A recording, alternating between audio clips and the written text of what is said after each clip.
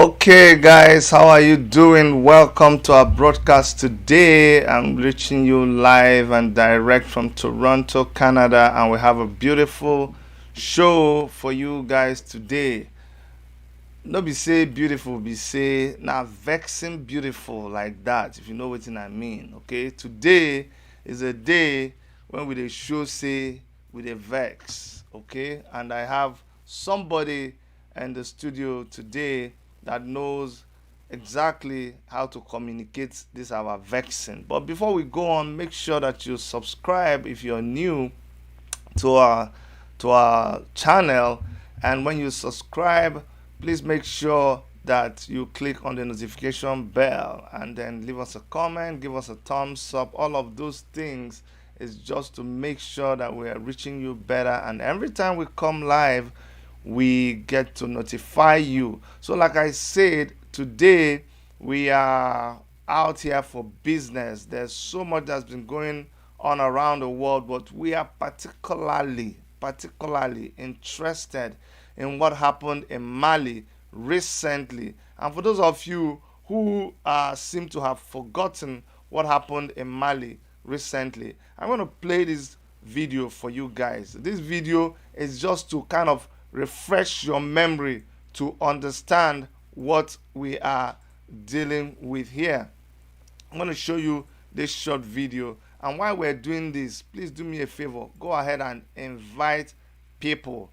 Invite people who should know about what we are doing here, because I don't like it when you're selfish. You know that this thing that you're getting is that is where we are now. You're getting current news, what is happening. So why won't you share it? Why do you want to be the only one that knows what is going on? So go ahead and share the video. Invite people with a vex like you and me.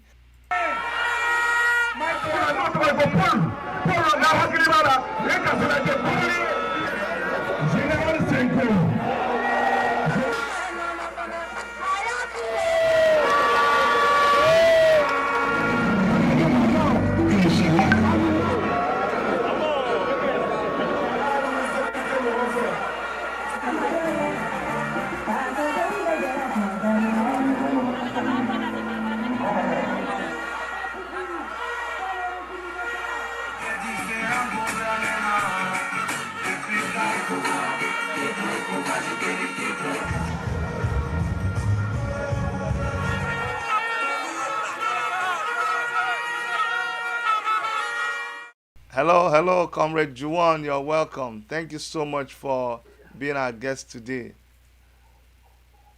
Thank you, Dr. Chidi, for inviting me, bringing me on board.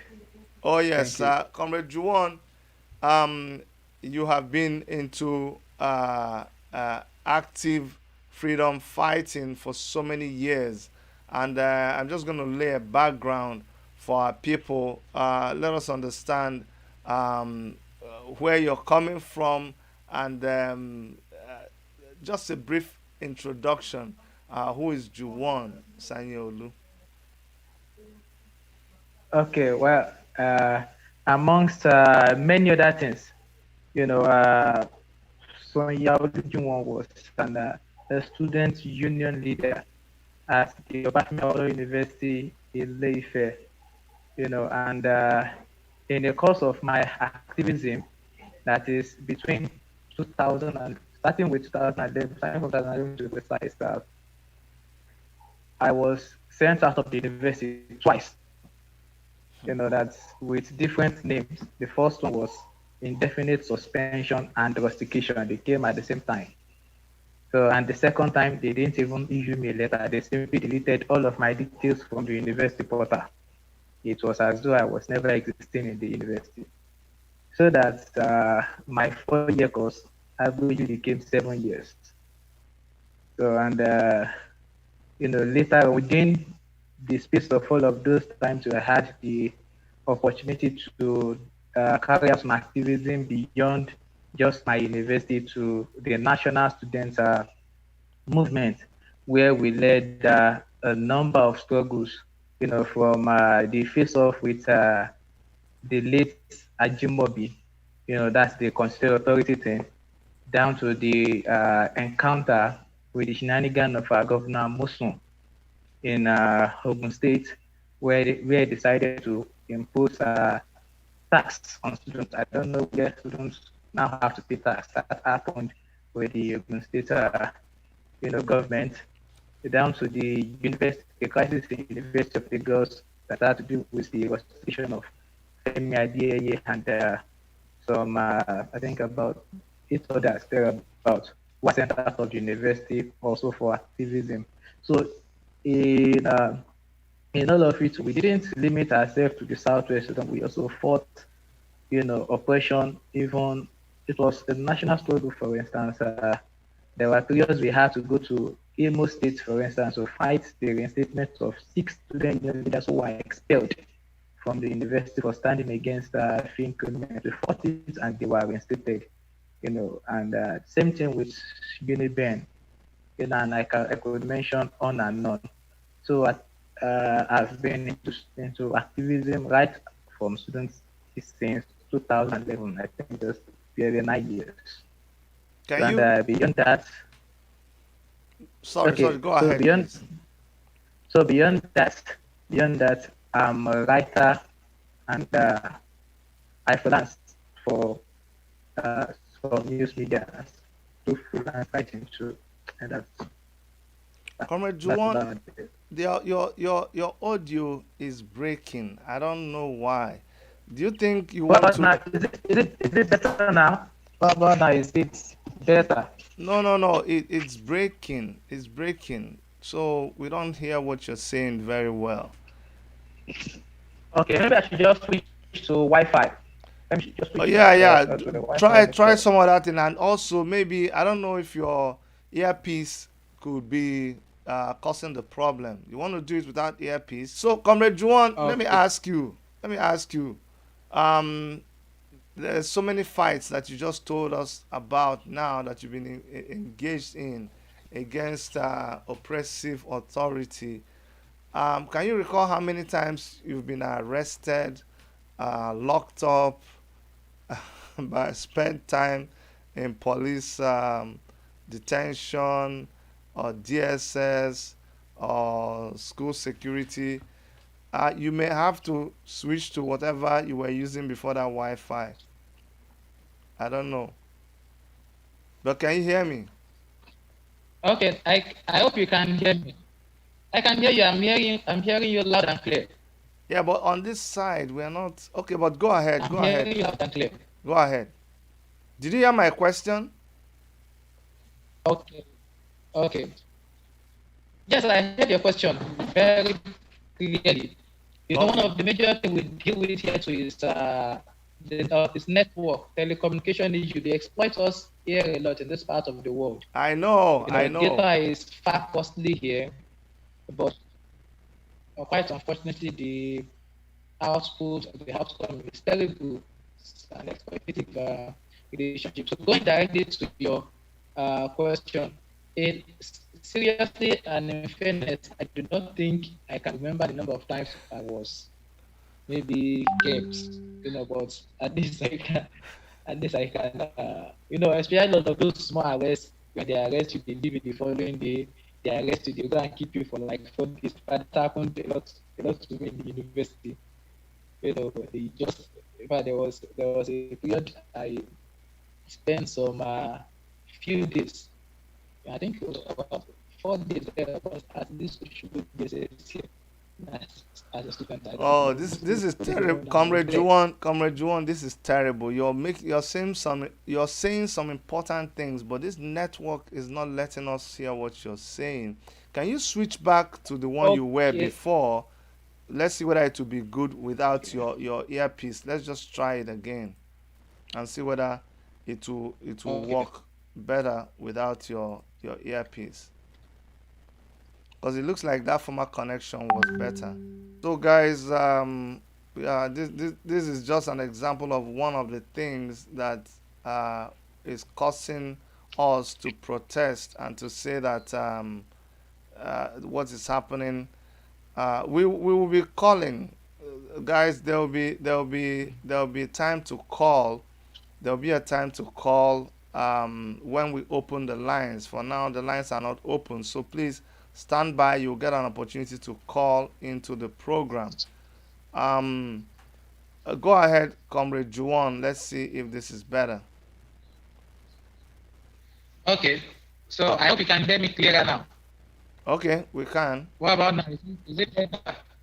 Yes, let's go on. Let's go on. Okay, okay. I just want to be sure if it is better compared to what we had before. It seems a little better. All of them are really not good, but wait, this is better.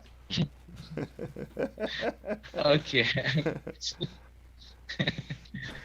Okay, no, so I was saying that I was kept a number of times, from arresting you, leaving you the following day, then keeping you for like 3 days. Those small arrests. I think there was even a time where I was kept. Nobody knew. I was kept in the DSS detention for I think 3 or 4 days here in Shugbu while I was still a student. So that's why I was saying that the DSS office here in Oshogbo has always been especially very notorious. So I wasn't surprised. For instance, what they did, how they violently clamped on our protesters, even what they did to manage. I wasn't surprised. It has always been in their character. They've always been like that. So, but aside from that, I've been arrested. Aside Osun State, I was arrested and kept in detention in Lagos. I think in Lagos, I've been arrested, I think, 4 times. Yes, and in all of those 4 times, I've been in prison once in Lagos. In Osun State, I was remanded in prison twice. In Osun State, and then in a Ilorin, I was kept in a police cell, and that happened to me. That happened to me just once. So, but my most arrests really were when my days in Osun State. So, how When come? while I was. Two questions I have for you. Why?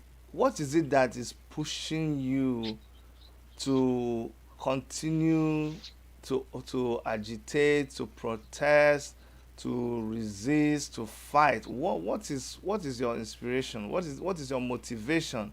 And how come you are not afraid, even after all these many times of arrest and incarceration?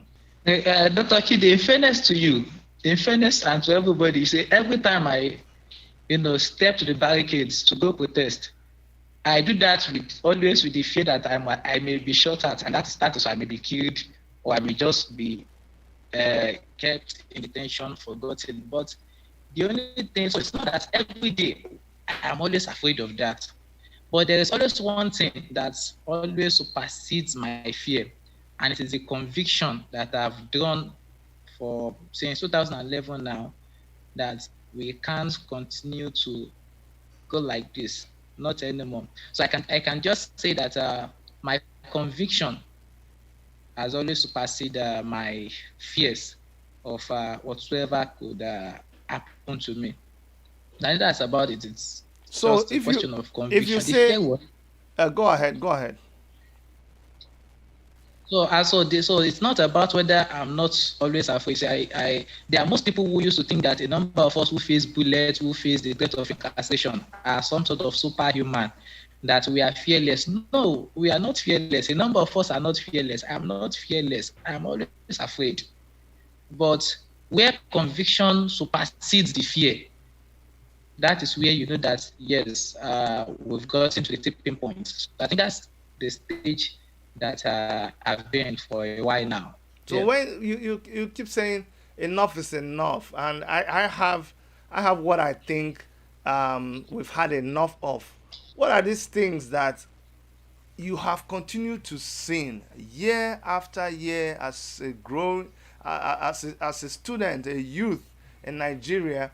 What are those things that you keep seeing over and over again that you've had enough of, that keeps motivating you to keep protesting and resisting? What are these things as a growing youth who is growing up in Nigeria? I You can know, begin if I Dr. Chidi, if I begin to list them, we will not Wait be now, here. let me finish. Let me just Let me summarize it. let me I'm finish. practically tired of it. Wait, Yeah. let me I finish. Let me finish asking you the question. As a youth who is growing up in Nigeria, you know me, I'm living in Canada, and see my connection. You see my beer. Even my beer is well fed. I mean, as a youth You're enjoying now. growing up in Nigeria, tell me those things that you think. I mean, seriously, it's important because we need to understand what I want to know.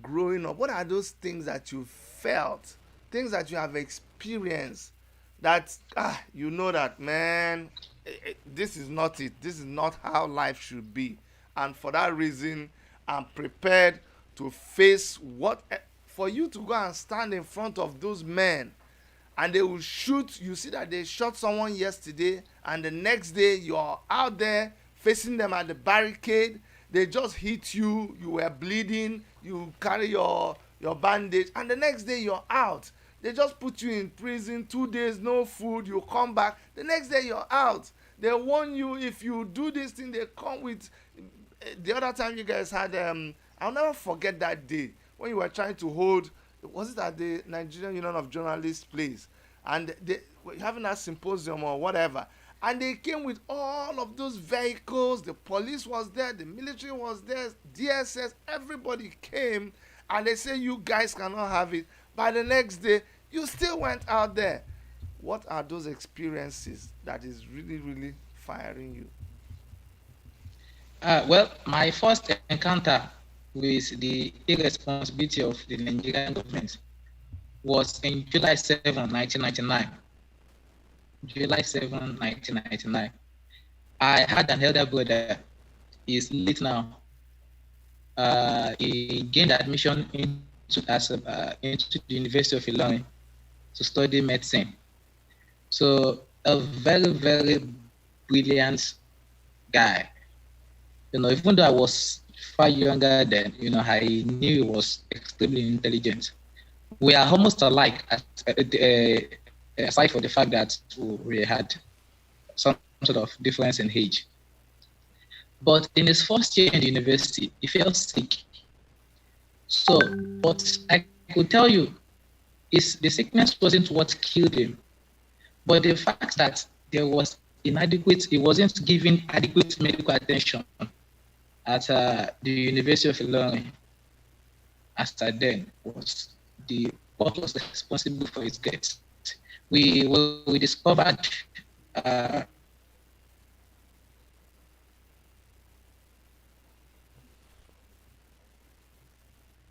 the way the issue was being handled. I remember my mom did everything she did to ensure my brother, come when it was late. Can you hear me, please? Yeah, we can hear you. Go ahead, sir, we can hear you. Yes. So the avoidable emphasis on avoidable, the avoidable death of my elder brother, was really my first experience with the shenanigan of the Nigerian government. But of course, I moved on, even though it wasn't quite easy. I moved on, but really, I confronted them again while I was in the university. A number of things, happened to us while we were in the university. So, like I said, the point is clear. When a number of us simply discovered that, okay, take for instance, when you enter into university, they increased, fees were increased beyond 18,000 naira. The minimum wage was 18,000 naira. Then the Nigerian government, through the university, was increasing school fees at the rate 100,000 naira, 80,000 naira. Government, how did anybody want to, afford that? Poor electricity. I don't know this network. Go on. No, we are Poor on you. electricity Go ahead, please. Okay, all right. Take for instance, we are in a country that budgets 125 billion naira, 125 billion naira to feed, just for, let me just say, just for to take care of members of the National Assembly, there are just 469 of them, 125 billion naira. But meanwhile, I'm talking about just last year. This year was 128 billion naira. They are 128 billion naira just to service the need of 469 members of the National Assembly whenever they are having their possession. But meanwhile, look at the amount they budgeted for education. For education, the Nigerian government budgeted just a party of 48 billion naira. And something similar they did with health. The amount these guys budgeted for our health sector is barely 71 billion naira. So that when you add up both the amounts that was budgeted for health and what the amount they budgeted for education, it is still nothing compared. It is in a way lesser than even the 125 billion that these guys decided to budget for themselves. If it's lesser, but if it is at par, it's just going to be a little higher. So these are irresponsibility from the highest places. How many political officers do we have in this country? We have about 17,300 political officers in this country.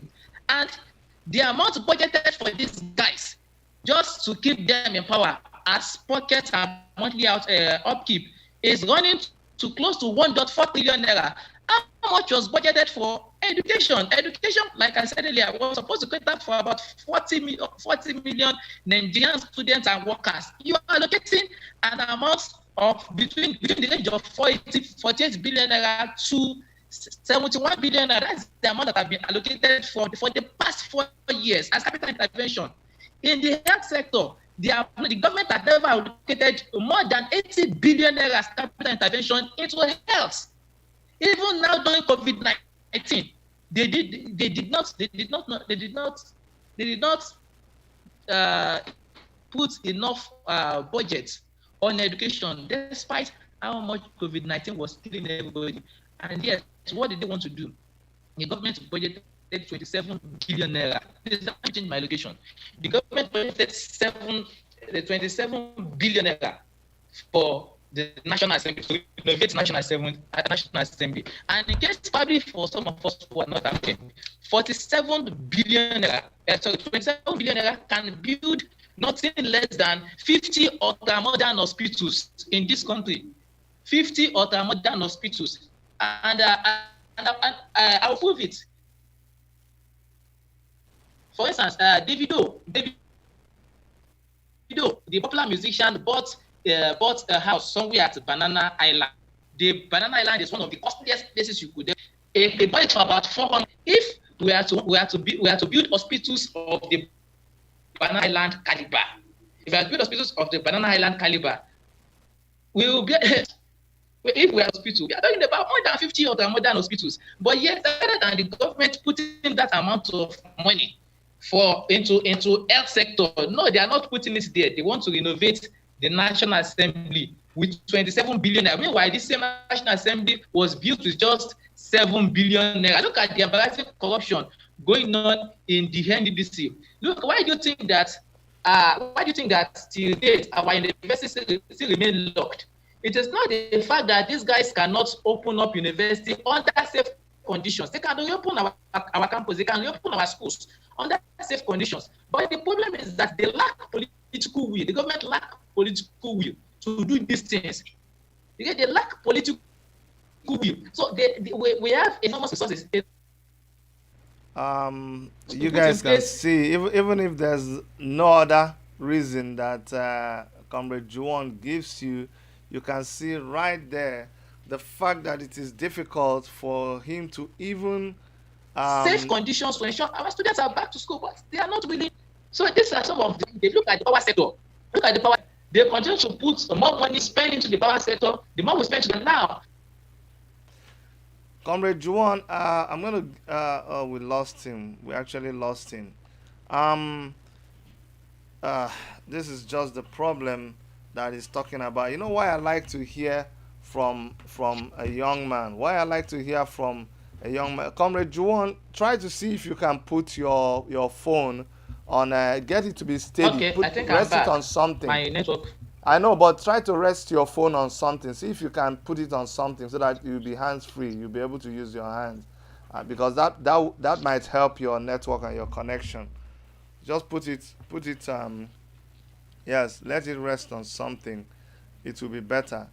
So while he's doing that, I'd like you guys to know that there will be a time to call in, and we're going to put the number out there. I think maybe Dr. Erica has already put that, but we will put the number, and you guys can call in to find out or express whatever you want to express. This is what we are facing. This is what we're dealing with. You have a place in 2020, a country that in 2020 you cannot even fix your communication. Look at every time I have a guest from Nigeria, this kind of thing always happens. The network is terrible. But I will call people from, in fact, all over Africa. I see this thing happening. I'm like, why? Why must it come from Africa? Why can't we?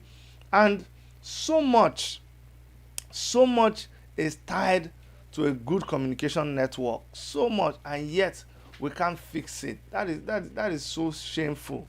That is so shameful. There's 1,001 reasons why anybody will want to demand better from the government of the day. But this one we are seeing it practically. This one practically we are seeing it how the network is messing up this interview that we are having, and the young man is saying very important things.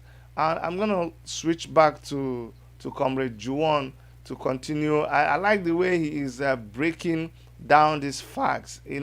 That's why I keep telling you that a lot, a lot lies in the hands of our young men and women. And when you see very articulate and intelligent people, young people like Comrade Juwon, vibrating with facts and details, you know that there is still hope that we can take down these people and demand what we want, each and every one of us from every part of Nigeria. So let's switch back to Comrade Juwon. Comrade Juwon, sorry about all that hitches. I know it's really not your fault. So let's continue. You were trying to tell us about the government's budget on education as compared to what they are budgeting for taking care of members of the House of Reps or so. Yes. In fact, I was I just I good. I described how they deploy enormous wealth, for their own pocket. This is this is apart from the amount of money these guys will still pocket, in their bank accounts and wherever they keep money. They'll still put a number of the money to in soccer waste. They build the erect houses and then in the houses. But even the amount of money disclosed, is still a reflection of greed, compared to the amount of money that is really budgeted for social services. Look at, for instance, every year, there is no reason why there is no reason we shouldn't have schools, built in every local government. Let me give you, for instance, there is even no reason why we should have some of our roads in dilapidated condition. Every year, the government budgets 200 million naira as constituency allowance to members of to each constituency. So as every of our rep, especially the senators, they get 200 million naira as constituency allowance. I think this is my phone. Okay, they get about 200 million naira as constituency allowance. Am I speaking clearly, please? Am I speaking clearly? Okay. They get 200 million naira. They get 200 million naira as constituency allowance yearly. But the funniest thing. The thing here now is that this 200 million naira, despite this 200 million, can build at least a school in each local government. This 200 million naira can ensure that we have at least a hospital in each local government. This 200 million naira can ensure that at least our roads at the local level are not dilapidated. This 200 million naira will they can ensure that at least every street or at the very best every community have very good and sound transformer that could transmit decent electricity. But you know what? This 200 million naira on a yearly basis ends up in someone's bank account. And sorry to say, this happens in almost every local government everywhere across the country. There was a period there was a time Dele Farotimi was making a position about the fact that do we have in all of the 774 local governments we have in this country. You see, there is one problem we have in every local government. No matter how deep villages are, ballot boxes will get to those villages. No matter how rural the villages are, ballot boxes must get to those villages.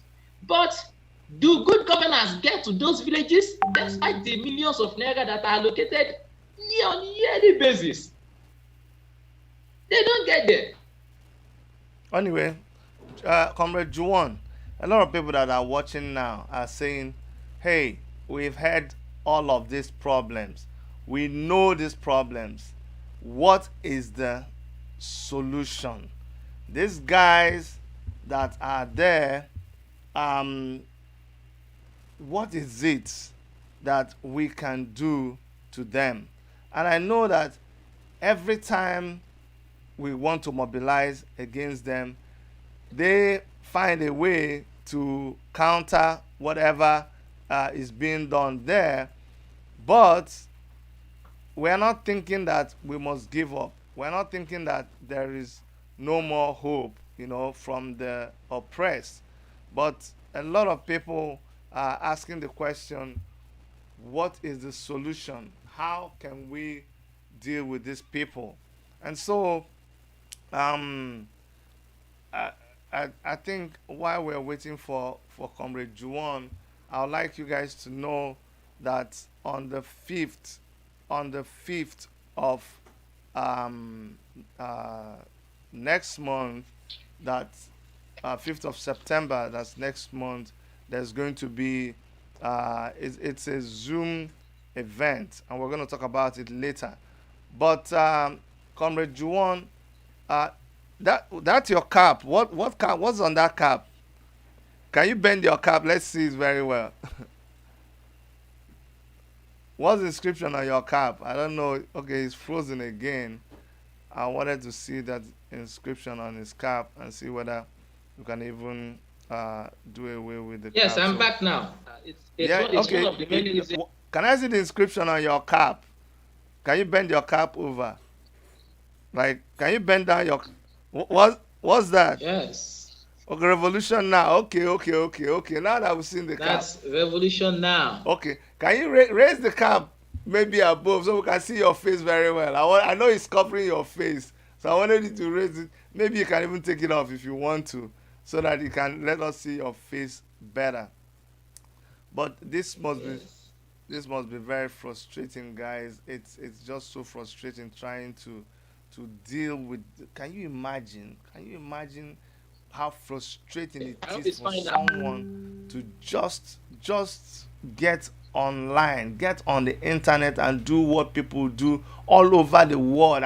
Every school children, my children, they FaceTime with each other, their friends. It is no longer a big deal. It is no longer a big deal, and this is still a big deal in Nigeria. That is so appalling. That is so very annoying. Do you understand? It is absolutely very annoying. Comrade Juan, you can take off the cap. Let's see. It will help us see your face better. Oh yeah. Okay. You're a fine man now. So, Comrade Juan, Okay. go ahead. Okay. No. Go ahead. You want to ask a question? Yes. My question was, we have all these problems that have been there before, that continues to be magnified by this government. And I know very well that you're a member of the Revolution Now movement. What do you think is the solution to these people in authority that continue to inflict this pain of oppression on the citizenry? It's frozen again. I know I know the answer, and I think a lot of us know the answer. For me, it is a total deconstruction of the system, and deconstruction is another way of saying scattering, a total scattering of the system, because these people are full of lies, these people are full of deceit, these people cannot be trusted, and so there is no trying to negotiate with them as far as I'm concerned. But I'm going to let our guests answer that question as soon as we can solve the problem of the network. This, can you imagine? This is life. Oh, this is what you're seeing now. This is life in Nigeria. This is normal life in Nigeria. This is not. Can you imagine? I was telling somebody that when you wake up in the morning, the kind of stress that you go through from morning to evening in Nigeria is enough to give you cancer. So anyway, comrade, why we still have you? I say you don't need to say anything. Just this one has already demonstrated to us. Yeah, yeah, you don't need to. It's there for it is there for it is there for Oh my God. Oh my God. everybody to see. You say I guess I don't know, you want the September 5 protest before the network just went off. I don't know if I was correct. No, you are. We didn't hear all the things you said. We're just asking what should be done to this government. Now it is clear. The revolution. That's exactly what we say. A government that has failed. Not just a government, a system that had failed us for the past 60 years of democracy now has no reason to be in existence anymore. For the past 60 years, the system has been rigged against the people. For the past 60 years, nobody has felt that they are Nigerian. A number of us say that's why just look at I don't understand. There is every reason for the people of IPOP to say they want to create their own state, that they want to secede. You see these mad people now when you don't call IPOP, they don't block you completely.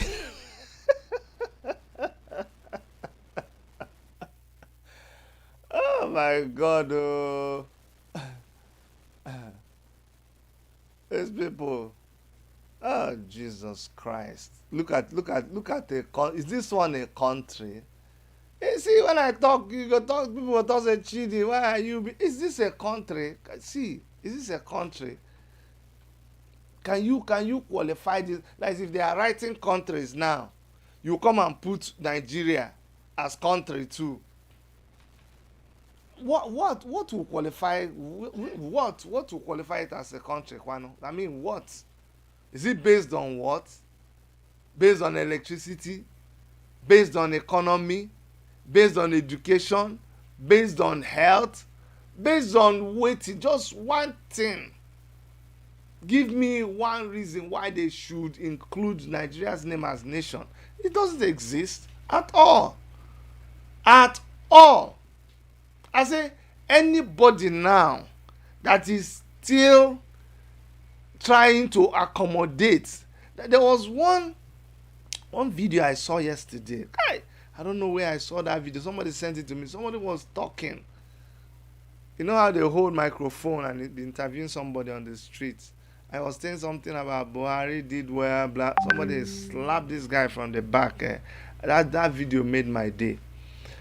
But anyways, I'm gonna open the line. I'm gonna open the line and have some people call in, because if we allow these people, they will be messing um, they were messing up. Someone says, "Can I tell him to do audio call?"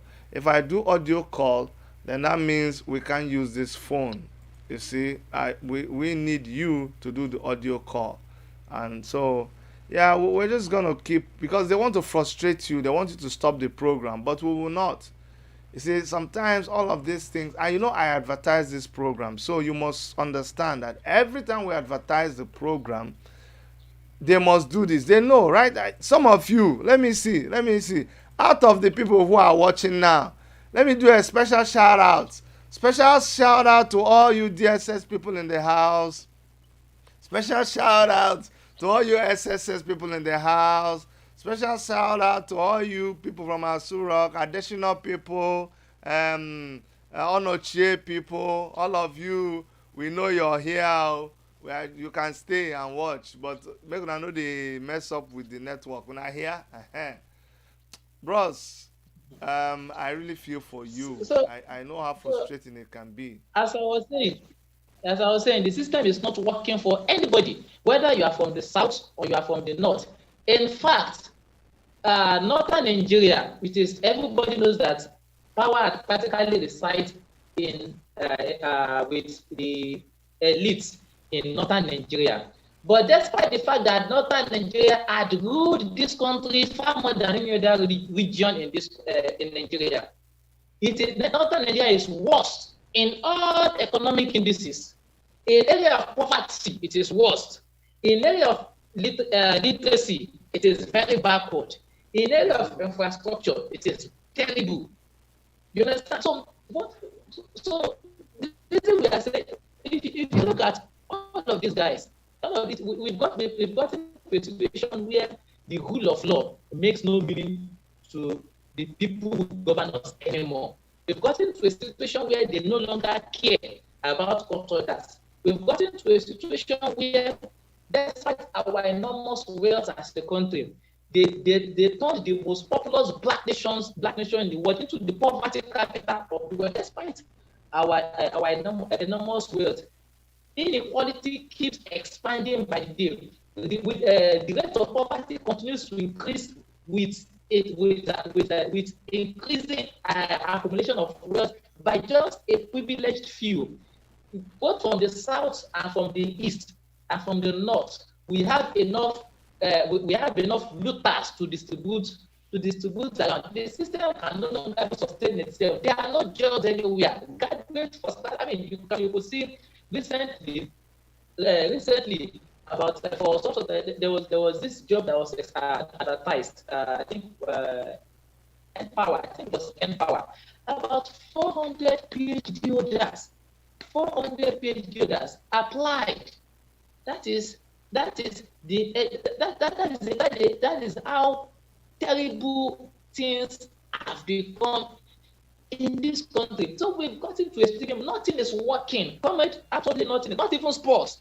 Not even sports. When we were younger, when we were a little bit younger. Comrade, hold on. When we lost you, we had asked people to call in to fill the gap, and someone just called it now. I wanted us to start attending to phone calls after we are done with the discussion, but because I had asked people to call, let's listen to this caller.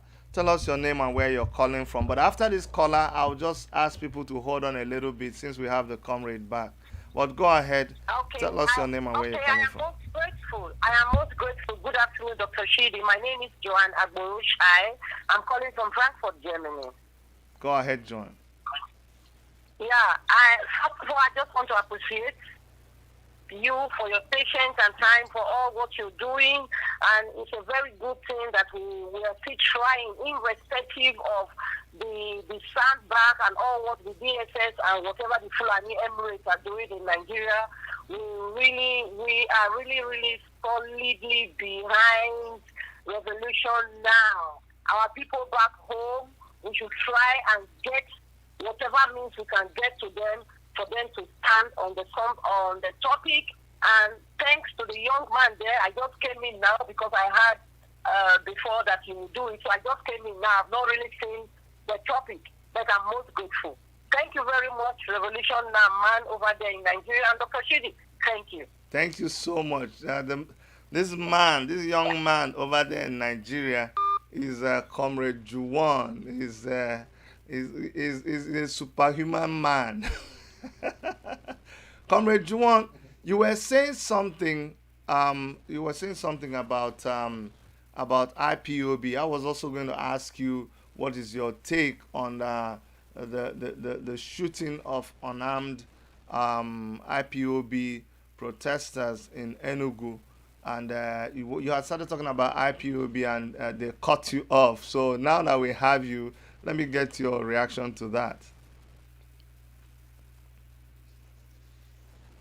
Well, the issues are clear. Whether IPOB or not, knows the Nigerian government had no right to kill anybody in an extrajudicial pattern. Also in an extrajudicial manner. Nobody, the Nigerian government had no right. No force, whether military or paramilitary or the police, had any right to kill any Nigerian in an extrajudicial manner.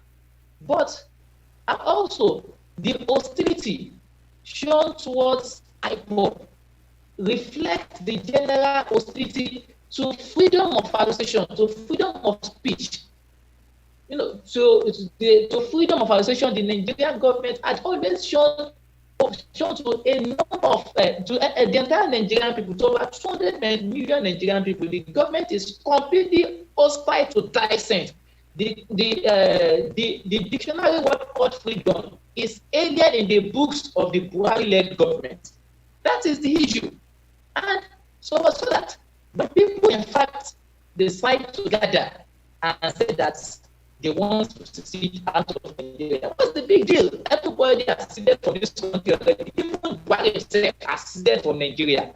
If he had not seceded from Nigeria, he wouldn't have always at every slight headache travel out of Nigeria to go and seek his medical attention in the UK. Even he knows that the country is not working. So why are you blaming people? Why are you blaming people who are fucking tired of the same country and saying they want to leave? Because practically speaking, he's doing the same thing. He's also tired of Nigeria's health system. He knows it cannot work. You made a very important point now, that the person who calls himself the president of Nigeria has already seceded from Nigeria. He's so tired of our health system that he has to travel abroad to get his health treatment. So who else? Exactly. So why then do we blame IPOB for wanting to create their own content, especially when it's enshrined not just in the Nigerian constitution, but the right to self-determination is also enshrined in international laws. So yes, IPOB has the right, every right, whether nationally or internationally, to decide or to say they want to secede from this country. But however, the point also is also that it's also whether secession is not going to be the solution in Nigeria for them is another debate entirely. Because for someone like myself, I'm strongly of the view that whether we have Oduduwa Republic, we have IPOB somewhere, and we have Arewa somewhere else, these chiefs are equally distributed everywhere. So that it even makes more sense for us to do our collective will as oppressed people from the south and north. Let us push all of these guys away first. Then we can now decide and discuss whether we want to remain as a country or not. Because we never had the opportunity to discuss whether we want to remain as a country. We never had that opportunity. We never had it. The 1914 amalgamation was a mere business deal. Nigeria is a creation of some business enterprise. Royal Nigeria, we know this. The British government made profit out of their business called Nigeria. Then they handed over that business to their black surrogates. Yeah. So fundamentally speaking, I see the guys who have been ruling us for the past 60 years as non-citizens of this country. They do not represent the interest of the Nigerian people. They represent other interests. You said something now. You said something interesting, and I never seen it that way. Now, when they put Nigeria together, it's actually a company. It's the Royal Niger Company. Oh. So Nigeria is a business enterprise. Nigeria is a business center. So that when the British left, they handed over the business to these slave drivers who are here, the Obasanjos of this world, the Buharis of this world, the Jonathans of this world, they handed over the business to them. So those ones simply continued in the business. Even if Jonathan was in power, he wouldn't even want IPOB. It would be hostile to that. So, it's just like you have a big company, and then someone is saying that they want to take a larger chunk of that company. You will fight. That is a negative for the returns. So these are some of the issues. So in the first instance, we need to collectively chase these guys out. Then we cannot discuss as the people if we want to remain Nigeria. For instance, someone like myself, look, for instance, it was after the Ghanaians, for instance. Ghana used to be called Gold Coast. The British were so business drunk. I won't say bad drunk. They were so money drunk that they just have to name another country Gold Coast. That is where they simply take their gold. They take their gold from. So, but the moment Ghana realized that it can't continue in this business like after it drove out the British government, it renamed itself. So Ghana was actually a concession of Ghanaian people that they want to be called Ghana. There was no way we agreed to be called Nigeria. We didn't agree to be called Nigeria. These are also discussions we need to take up. Look at our constitution.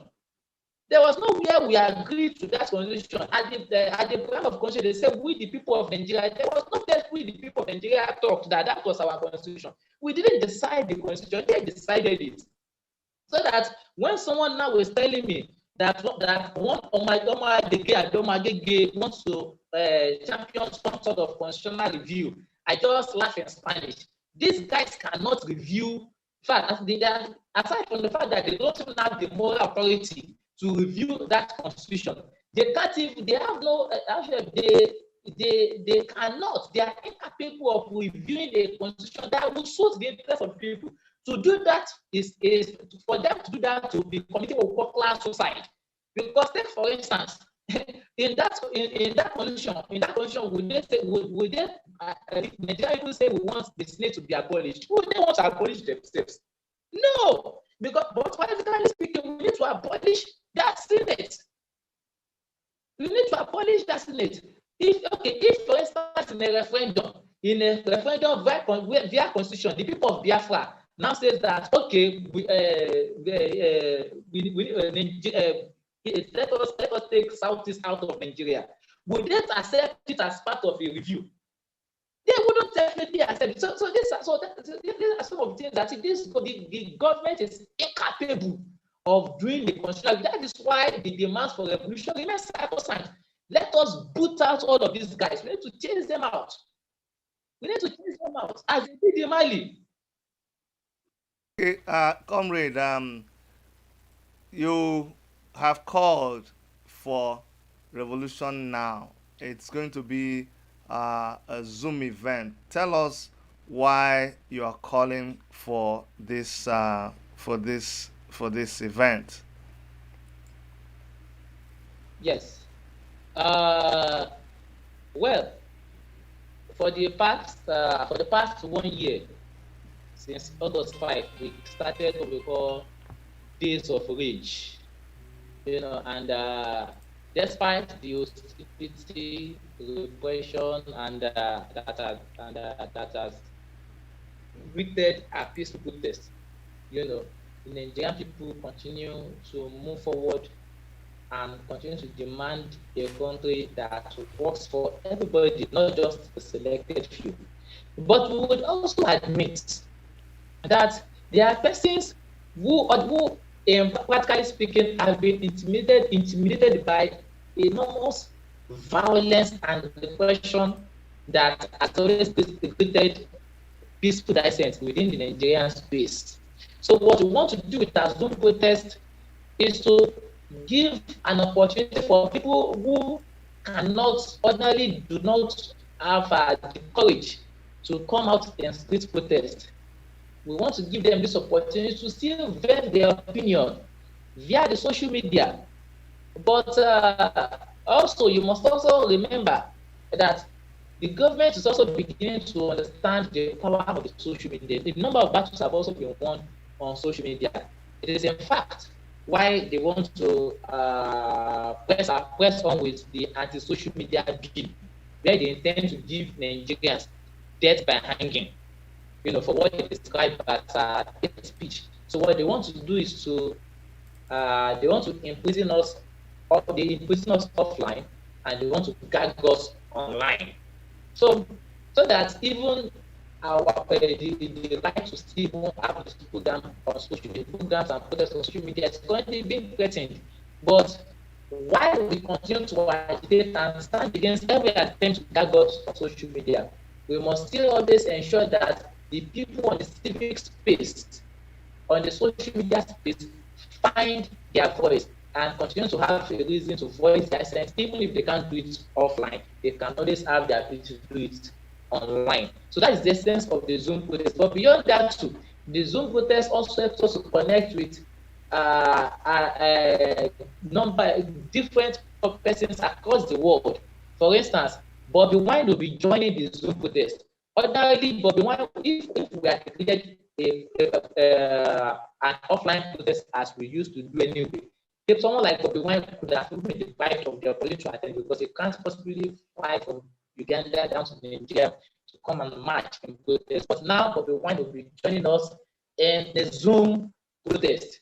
And not just Bobby Wine, as we call it, a global revolutionary protest. We witness not just Nigerians, but we also have the black skin upholding the tenets of justice with the white skin and also with the colored race. So it's going to be a global protest that features all kinds of people speaking against injustice and standing in defense for a kind of country that must and should work for all and not a selected few. So it's going to be, it promises to be very interesting, and I want to acknowledge that everyone comes out, go to the link, go to the Zoom link that is being circulated everywhere, go and register and get prepared for September 5. It's going to be an interesting encounter.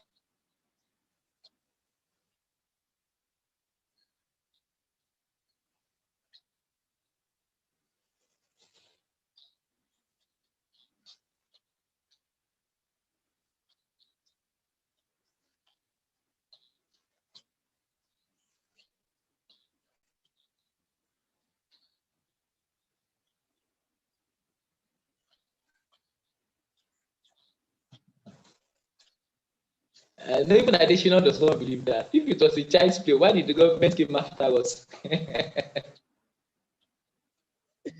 So yeah, I'm sure even he does not believe that.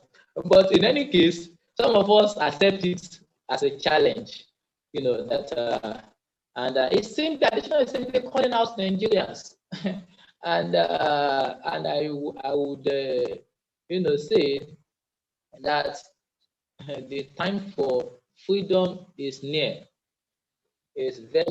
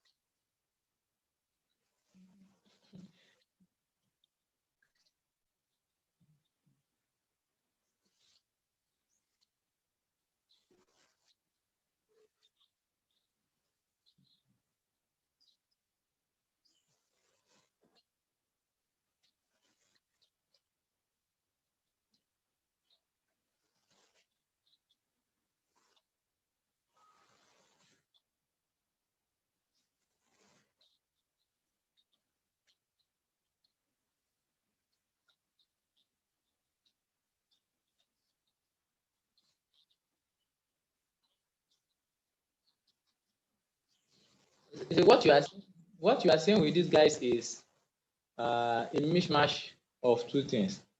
Number one, arrogance of power. And why they say comes before fall. It's just like this general saying that he whom the gods want to kill, they first make mad.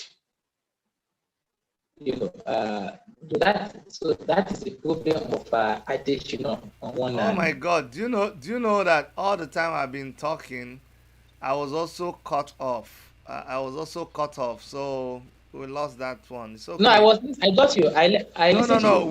We are on Zoom. You will hear me, but on YouTube they were not hearing me. Oh, Yeah. So guys, what I was oh, saying, I was talking about. I was talking about. Sorry about that. I was talking about Adesina, and I said that the fact that Adesina would look at Nigerians who are suffering and who are complaining for so many things that are not working, and he would tell them that they are being childish.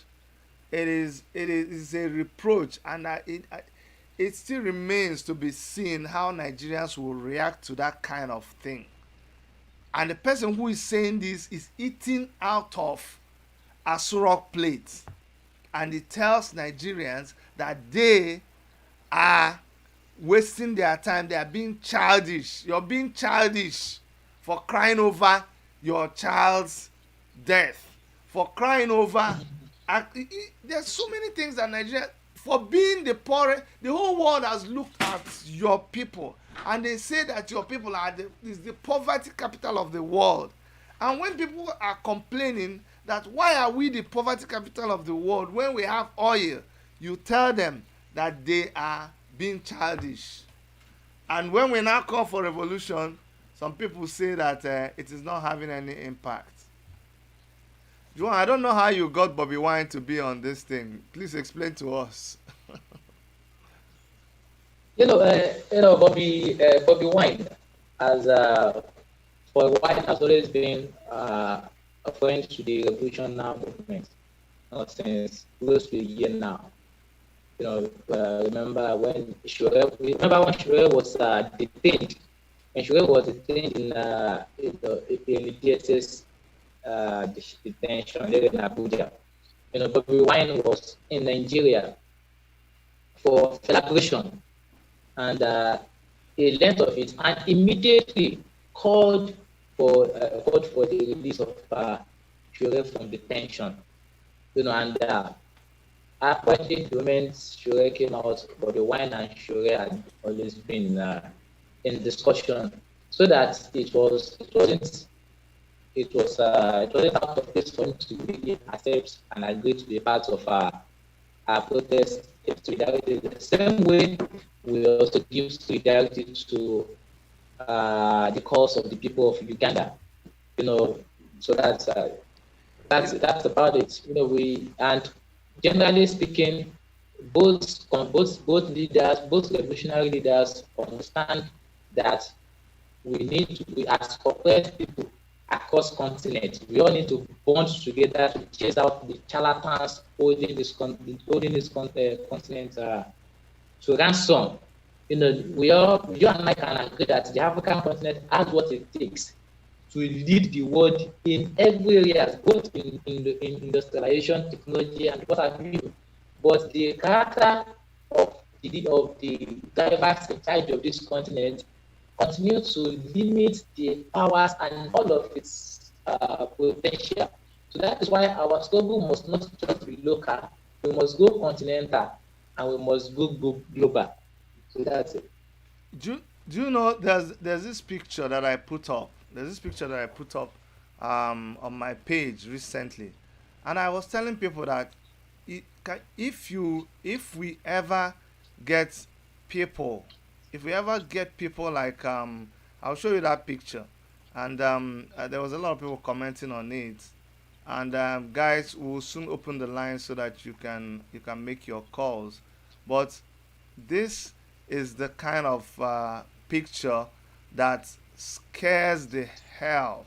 It scares the hell out of the oppressive rulers that we have in Africa. I put up this picture and I said, can you imagine an Africa that is led by people like this? Can you just imagine it? If you had people like this at the helm of our affairs in Africa. I know the funny thing is, all around the world, in Canada where I live, our prime minister is a very young man. And in several parts of the world where people are progressive, you have young people. You have people who still have, see, by the time you start getting to your 70, 80, you start suffering from dementia now. Why is it that our people, what is it that we love Exactly. about? And do you know the annoying thing? The annoying thing is that all of these people we are talking about, the people that are ruling us here, go and check their phone. Their phone is the latest version. Their car is the latest version. Their cloth is the latest version. Their computer is the latest version. But they themselves, they are analog. That's the unfortunate situation. Very unfortunate. It's an unfortunate situation. So, but we will get there. And one thing that you and I can both agree to is that the day Nigeria gets it as a nation, the rest of Africa would smell what we call liberation. Because you see, the role Nigeria plays, Nigeria is like an imperial watchdog for it is like an imperial watchdog in Africa, and it performs that role on behalf of America on the other hand, and the imperial powers in Europe. So we need a Nigerian leader that can really stand up to the exploitative relationship between Africa and the West. So, and that kind of relationship, that kind of strength, that kind of power would not come so easily if we do not indeed push out the charlatans governing us in Nigeria. Practically speaking, Nigeria holding the rest of Africa backward. It's Nigeria. And look at, we were also used to perform that kind of ridiculous role with the people surprising in Mali. People have been protesting over democratic violations in Mali, rights violation, insecurity, poverty. People were protesting. The regime was responding with the most brutal force against peaceful protesters. There was no envoy from AU, no envoy from ECOWAS. Comrade Juan, let's take some of these callers. They become so impatient. Okay, go ahead now. Tell us your name. Tell us where you're calling from.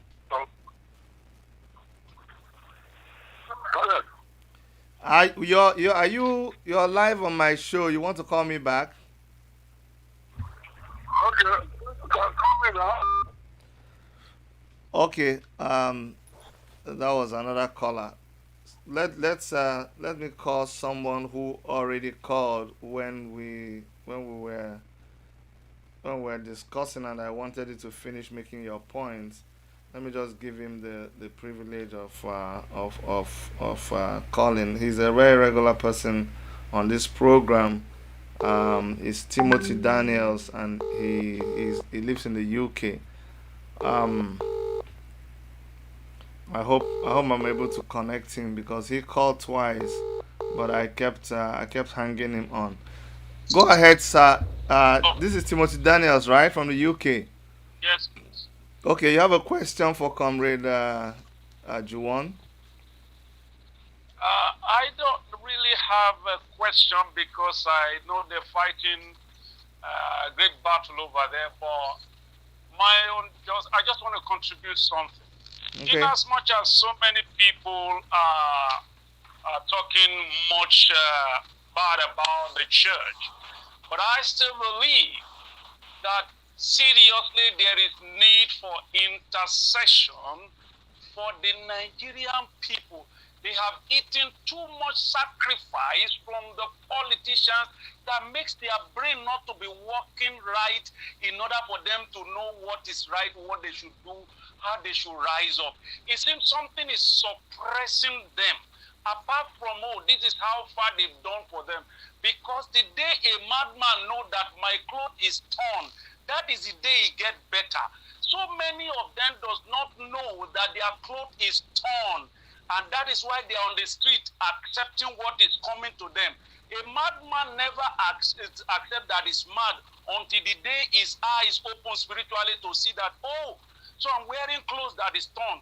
So many people are wearing good clothes, but madness is in them because of the sacrifice people are eating on the street in different corners from politicians without knowing. So it's not making their brain to wise up to know that people are fighting for us. So there is serious need for intercession on behalf of the Nigerian people, especially the youth. Okay. They've never experienced good governance before. So me, I'm doing that on my side, but there is serious need for people not to judge Christianity or Jesus by the standard of man. There is need for us to rise up for them and pray for them for their eyes to be open. Because the little that even Nnamdi Kanu is saying is enough to open everybody's eyes to say, no, we don't want this. Those who are for revolution now, rise up. Those who are for this, and everybody rise up. But because it's like something is pressing them down. So there is need, serious need for prayer. Okay. Thank you. Thank you very much. Thank you very much, Timothy Daniels. Comrades, the last caller says we should pray for Nigerians, everybody, Christian, Muslim, or everybody, that we should pray for something to open. That something is blocking the head of Nigerians. So what do you think? Well, fundamentally speaking, to its view, and it's also a question of perspective. But it really does not mean that it is consistent with real-time statistics, and facts. If you look at China, for instance, have about 7%. The number of people who are actually spiritual, church goers. Let me just use number of people. The percent of people who are religious, yes. In China, they are barely 7%. They are just 7%. Just stand by. Go ahead, comrade. Okay. So they are just 7% of China's population is religious. But here in Nigeria, you can almost find churches in every street. You can almost find mosques on every street. But yet, despite all of this religiosity we have everywhere, Nigeria still remains we still remain the poverty capital of the world. I think our major problem is assuming that God will do what we should do. It's a major problem. You understand? So we have spent too much time on our knees when we should actually be marching on our feet. It's I don't know. It's really a major problem. You see, even Jesus Christ prayed, but practically speaking, Jesus Christ also rallied. In fact, he rallied such that even the Roman emperor was so scared that looks like this guy wants to take over the kingdom. For in fact, there are a number of political theories that believe that at the forefront of the murder of Jesus in the hands of the Roman Empire was political reasons, because it was already being referred to as the king of the Jews. You understand? So Jesus led political even when Jesus was to prevent the house of God from being a business center, he did not go there to go and pray. He practically went there to go and disrupt it. I'm coming back to you. You're making a very, very interesting point there. Let me take this caller. Sorry we kept you on the line. Tell us your name and where you're calling from. And we are going to take 3 calls and then we'll come back to discussion. Okay, so go ahead, please. Yeah, hello, Dr. Speedy. Can you hear me? Yes, I can hear you. Okay, so my name is Bosun. I'm calling from Houston, Texas. So my contribution to what is going on is that, number one, we need to have a non-political election process so that people will not be driving by the agenda of the politics. It's happening in the US now, where whatever the president says, whether it's right or wrong, the idiot will follow him because of political interest. Now, how will this help us? Number one, it's going to help us in the way that candidates will be verified before running for office. So, thereby, the screening process, we're going to have people that are highly qualified to be what they're supposed to be. Not one man that doesn't even have a school cert to not be deciding for us. That's what I mean. Okay. Then it's also going to usher in an electoral system that's going to make election free and fair. Because now, nobody is going to come out and say he wants to buy vote. Okay. So people will go there to vote based on what that person has to offer. Okay, my brother, we're just going to make it very, very short so that other people can call. Okay, anyway, let me just say one more point. For all this to happen, this present government has to go. We need revolution now. Okay. And my last statement, just because of time, the problem with Nigerians, people that are calling Nigeria, the educated ones, they're one of our problems. Religious leaders, traditional leaders, and then the masses. Let me just stop there because of time. Thank you very much. Thank you very much. Thank you very much. Thank you very much. So we're gonna take 2 more calls and then we'll go back to what the comrade was saying.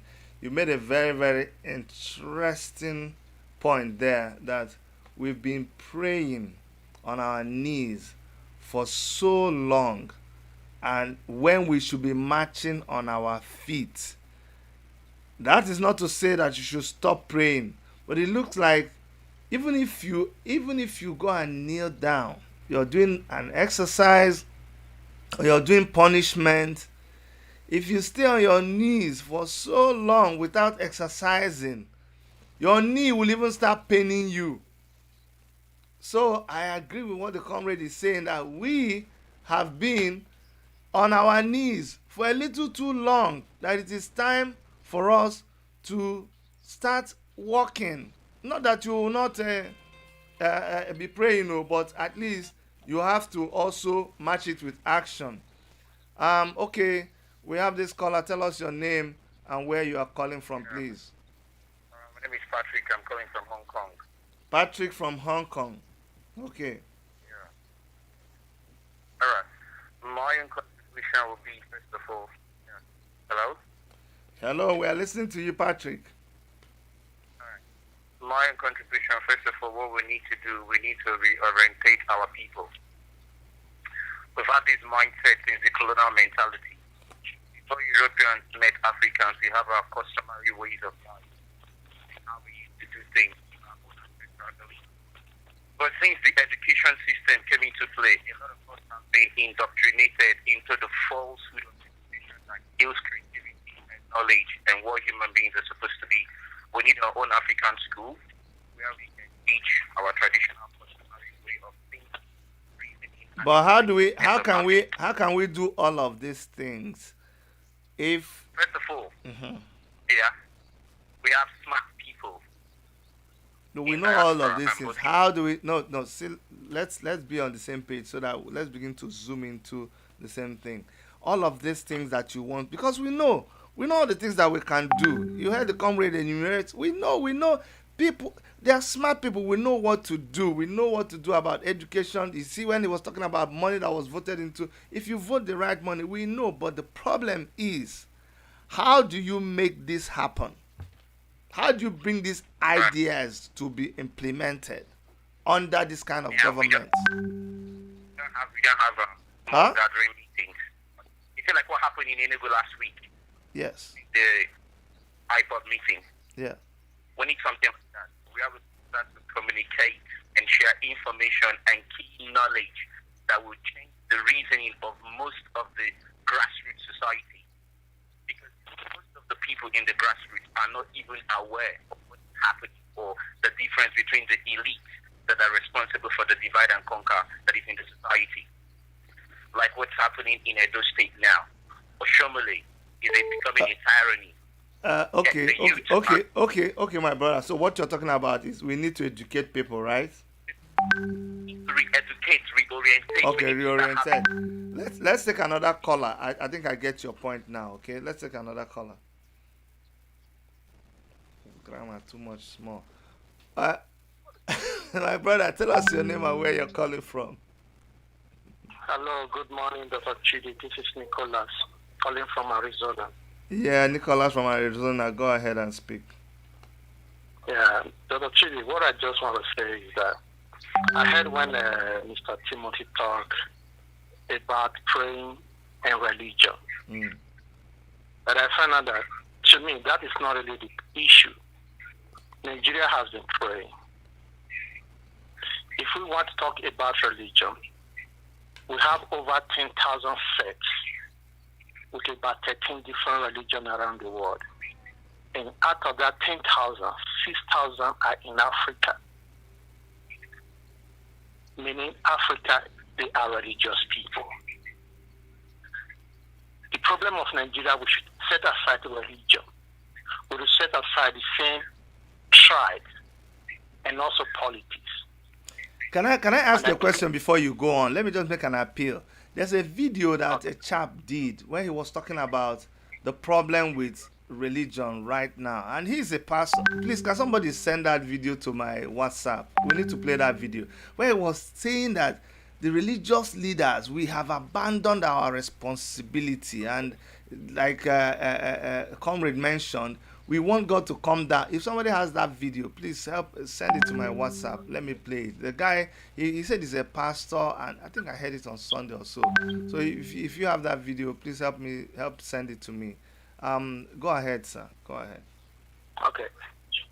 In the same, when we are talking of religion, this is not the time for us to be talking about religion now. We should look for a language and speak the language.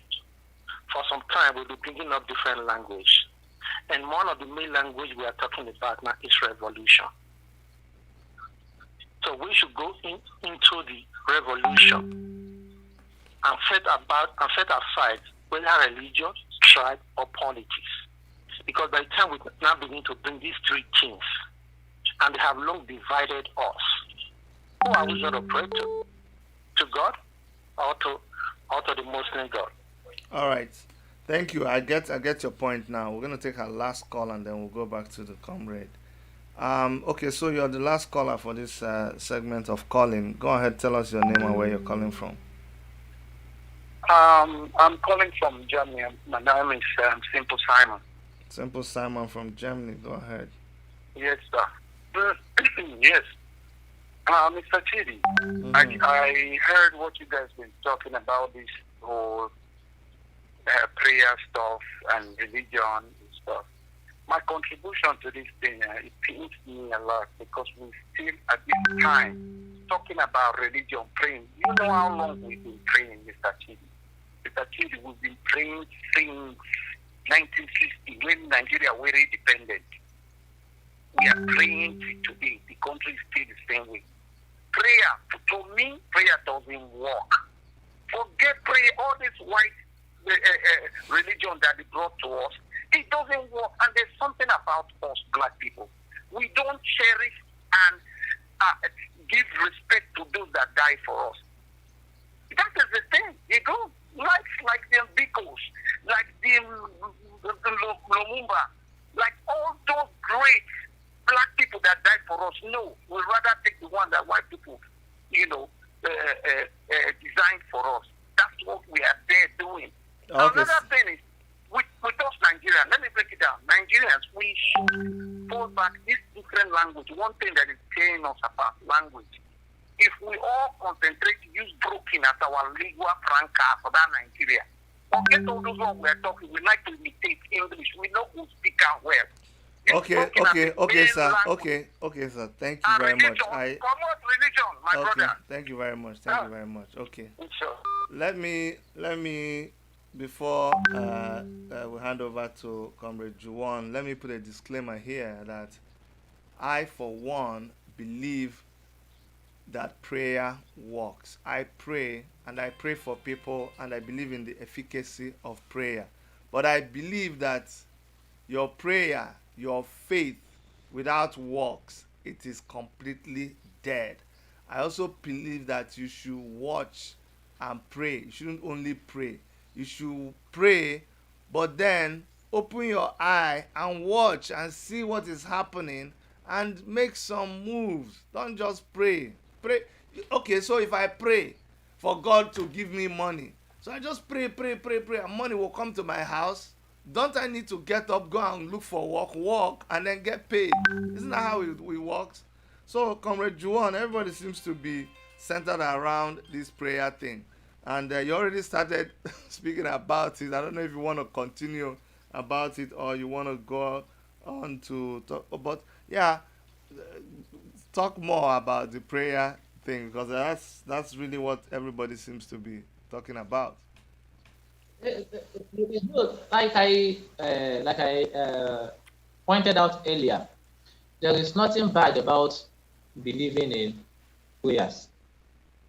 But simply looking at even the question of prayer and action through the lens of Christianity itself and the founder of Christianity. After all, Christianity was named after Christ because they believed that these apostles were living Christ-like. I think that was the language of, or probably the origin of the word Christianity, who are behaving like Christ. So if we are even to study the life of Christ himself, the man in his 39 years of existence did not abandon the place of action. It was just simply as I was saying earlier, when he discovered that the house of worship actually turned into a business center, he did a revolution, very swift and sharp. The guy stopped the business going on, the business going on in the church, and we need to stop the business of corporation here in Nigeria as well. We can't do that by remaining on our knees. We need to take action just like Jesus did. Took action, and so these are some of the. So I have nothing against prayer, but we need to emphasize. Like you already pointed out, the same Bible says, faith without work is there. So the Bible decided to put both the idea and the action together, that one without the other cannot work. Even in an irreligious world, let us assume that we are in an irreligious world. An irreligious world is a combination of both ideas, that is theories, and action, without which nothing can work. So even for those of us who want to do revolution, we put two things together. We frame a political idea, we frame our theories, right? Put them both in black and white, or frame them in our brains. Then we protest, we do action in line with those theories we formed.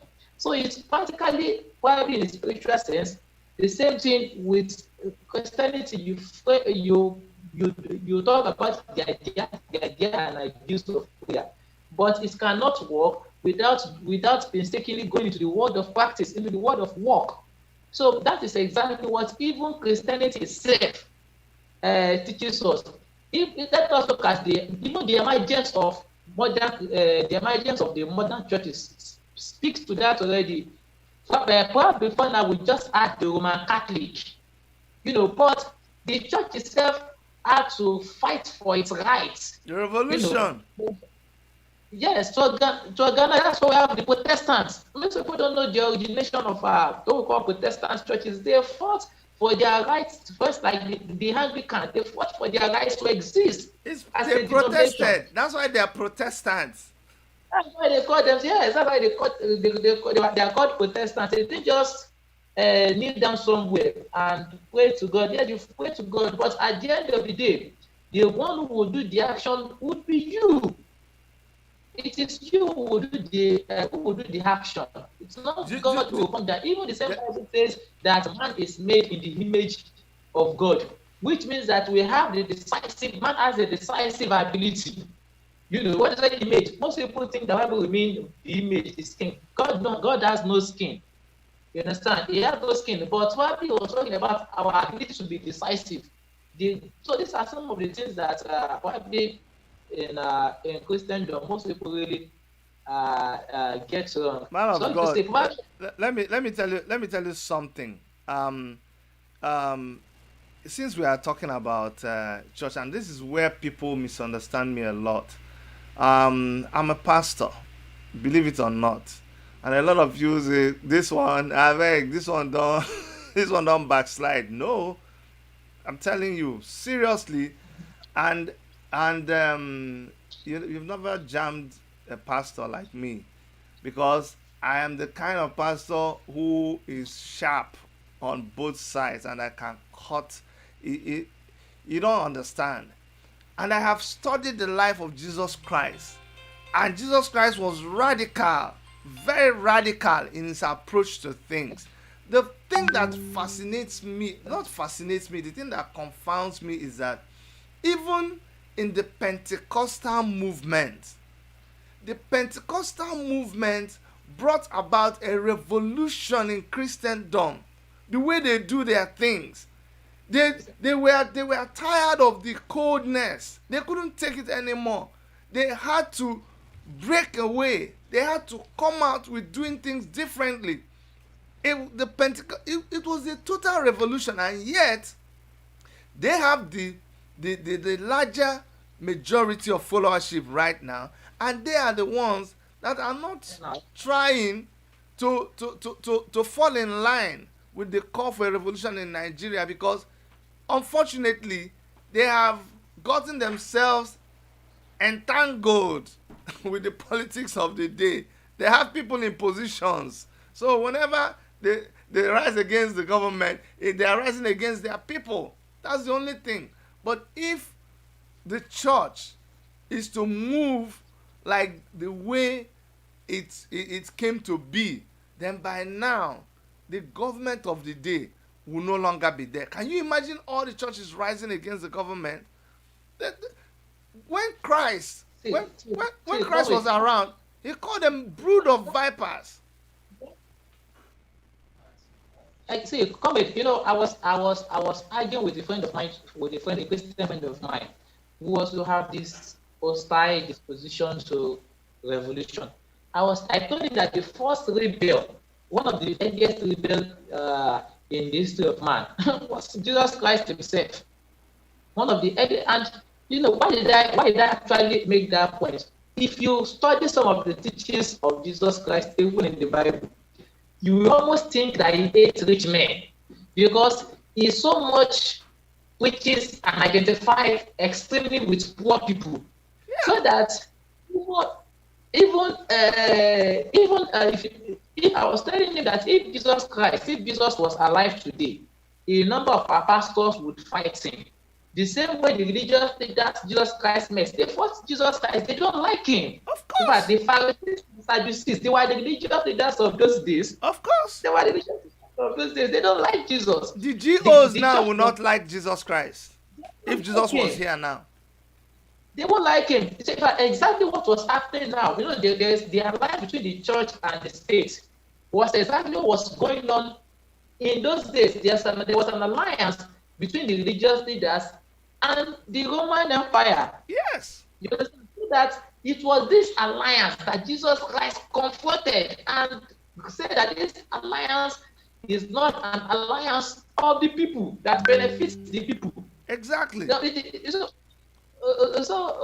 I started. Juwan, let me tell you something, Comrade Juwan. When Jesus Christ said, when he came, because some people, you don't even understand this Bible. You are not Christ-like, because Christ said, hold on, oh, I did not come for these people. The people that I came for, who did he point to? The oppressed. He came to remove the shackles from the oppressed. He was against the government of the day. So he was right. Yes. Look at his followers. Didn't you see when Peter pulled out his knife to fight? I said, relax. Didn't you see when they wanted to stone the woman that committed adultery? Was it not? This is the life that Jesus Christ was living. But today, the church will sit and see that somebody is about to be killed, even if that person was not a Christian, and you will say, it is them and their own. Do you think the woman that was to be stoned was a disciple of Jesus Christ? You think the tax collector, the tax collector that Jesus Christ went to eat in his house, you think he was a Christian? The people were saying, can you imagine? You're eating with armed robbers. You're eating with thieves. You're eating with. They say that woman that came to wash Jesus Christ and anointed him with oil and cleaned him with her hair. I say, if Jesus Christ knew with this girl, oh, he would not even touch her. But today, we defend the masses. You say we are mad people. We call for revolution. You say we are mad people. Exactly. We stand against oppressed people. You say we don't know what we're doing. We should all abandon revolution now. Go and kneel down and pray. Anyway, the last caller sent me a text, and let me read what he sent. He said, Timothy said, my contribution got twisted, Dr. Chidi, because I'm not saying people should be praying without fighting, because even Nehemiah was building and some are fighting. What I meant is intercession for people's eyes to be open to rise up and fight for what is right. And me, to that I will say, it is to practically show them. Just show them. Talk, don't do. Let us show them. That's why we are doing this. Juwan, please tell me how people can be part of this Zoom event. Okay, well, it's I don't know. We've been circulating the link to join the Zoom events everywhere. And so far so good. Close to almost 2,000 people are registered to be part of the Zoom. To be part of the Zoom event. In fact, I'm going to paste the link. I'm going to paste the link right now on the chat room. So the link has been okay, twice.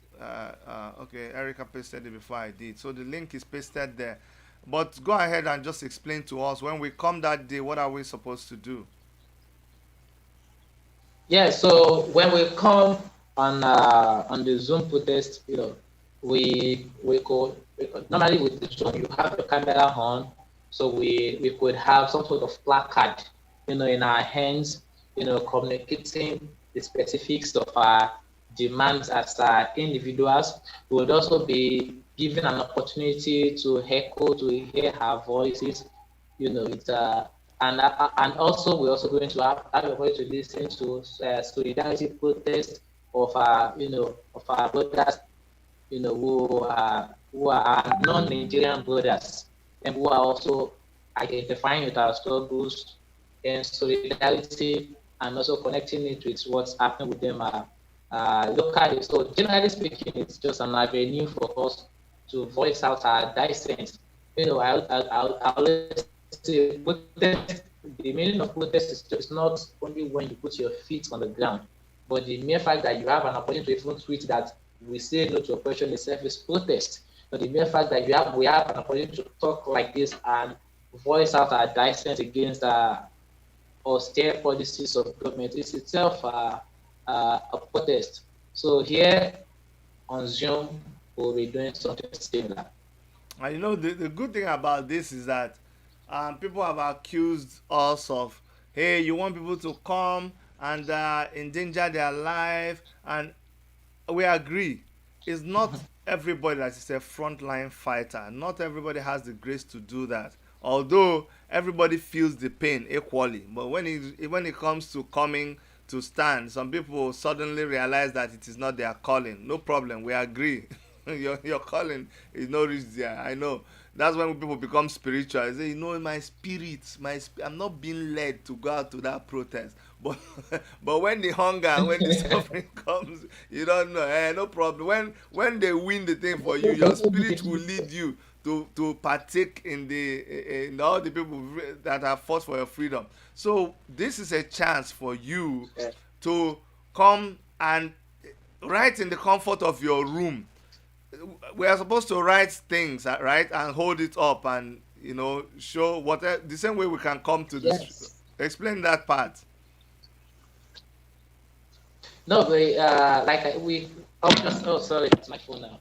It's okay. So all we just need to do, yes, all we just need to do is you can have a little inscription on our placard and display it during the Zoom protest.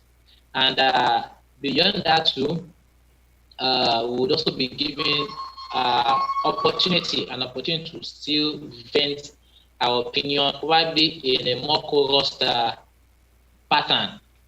So, that's it. But as the days draw nearer, we are going to put out some sort of very short broadcast that explains in full what we are going to be doing on that day.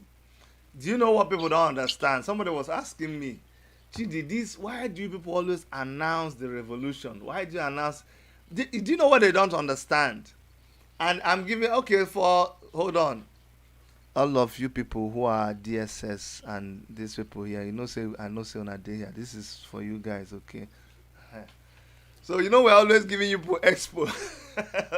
What you don't understand is that you're waiting for that day that we're going to do the Zoom revolution. You don't understand that the revolution already happened. The fact that we're having this conversation is already happening. The fact that we already did a flyer. Yes, it's happening already. Yeah, so while you're waiting for that day, it's already happening. And this Zoom is also a new thing. It's a revolution in its way. It's another way of, because we come out to the streets, we are shouting, we want people to hear us. You can bring your army, you can bring your police, but on Zoom, still the same thing we are doing. Let me see how you're going to come to my, that one where they say, I'm in my house, come and catch me now. So let me see. So let me see how they will come to my house. Tear gas for Zoom. No tear gas for Zoom. No tear gas for Zoom. You can't shoot for Zoom. No shooting for Zoom. And yet we are going to communicate, because that is the thing. See, that's why we are revolutionary. We revolutionize everything. You guys came up with this idea. It's a revolutionary action. And people they must stop thinking that it is the traditional thing of always coming out on the street. No, this war is being fought on different fronts, and this is another sophisticated way of fighting this war. Now you're going to have more people identify with the struggle more than you even have on the street. But still, we must continue to emphasize that that day will not be televised, that day will not be announced, there will not even be a flyer for that day. Everybody will be on the street. At all, don't be fire. Yes, it's going to happen. Yes, it is slowly, it will happen. Anyway, guys, before we round up, because we've had the comrade here for 2 hours, and if you know, Comrade Juwon is always busy doing one thing or the other. Now, somebody's asking us, okay, no. So, if you have a call, go ahead and make this call, and we will take your call before we round up. So I'm going to give room for 3 more calls, and we'll round up. If you have a question, if you have something, please go on and call and ask your question to Comrade Juwon, or make a contribution about what is going on. Don't worry. People say, why do you always expose what you're doing? Don't worry. The percentage that you see outside is like an iceberg. If you see is it iceberg? I mean iceberg. When you see iceberg, you see that small part that is sticking outside. Is the 2/3 of it is inside the water that you're not seeing. So don't worry. What we are seeing is in a supporting film. All of this thing we've been showing you since. A supporting film. Oh, the real film never come. Never come. This real film never come. My brother, I'm going to give you a very short time to make your point. I don't think people misunderstood you, but go ahead.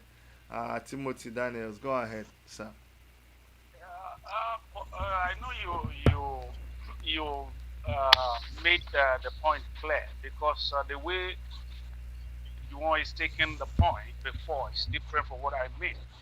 Baba Obadare said something during his day. He said, "Ẹ ṣọ́ra fún lẹ́tà owó oúnjẹ àti obìnrin." In other words, be careful of food, money, and women. So I believe that the people who are hearing the truth that is being preached on daily basis, but their heart is not really catching it. But they know that this is the truth. There must be something oppressive there. I'm not saying they should be praying for politicians or just hiding praying. I mean, when the right people get the right information and their heart is cling on to the truth, they will rise up. But Daniel, see, Daniel, let me take you on here. Let me tell you something. This is something I don't want us to keep saying. Can I tell you why I don't want us to keep saying it? Because these people, they have heard that we need to pray for them. So they are folding their hand and waiting for the day that we will pray for them to change. I don't want them to keep thinking and they are waiting for me. I'm not saying we should fold arms. I'm not saying they should fold arms. Sorry, a call cut you off. Let me take this call, and if you're still there, I'll come back to you. Sorry, Timothy. Go ahead. Tell us your name and where you're calling from. Hello? Oh, I thought someone was on the line. No, you are on the line now. Go ahead. Tell us your name and where you're calling from. And if you have a question for Comrade Juwon. Yes. Take it from London. Hello? My question to... Hello?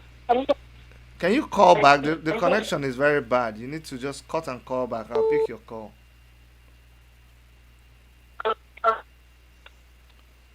Hello, tell us your name and where you're calling from. Hello, good evening, Dr. Chidi. Good evening, sir. My name is Tegus. Okay. I'm calling from Italy. Okay. I really appreciate you people, the freedom fighter. People are speaking for the voiceless in Nigeria. So I am very, very happy for that. You know, my point here is that I want to make a very short point. Go ahead. We in Nigeria, we are too divided. Okay. That is why our leaders, they speak up down. So this is time for we to come ourselves together and hit against these people. Look at what is happening in Enugu State. They are killing our people over there, killing people over there. But the problem is that I am not against Biafra, I am not against Odudua, but we all have to come together and speak one voice against this our leader. Because then they have our point, they have our working point that we are not united. When IPO have problems, the problem they take it by themselves. Other people they will not involve into the problem, but we have to speak with one voice, come together as a Nigeria and speak against these people. Look at Nigeria, Africa, they are making their country right. Look at what happened in Mali. Look at what happened within Ghana or Chad. But as a Ghana Africa, Nigeria, we are still joined by. We give those our leaders opportunity to oppress us.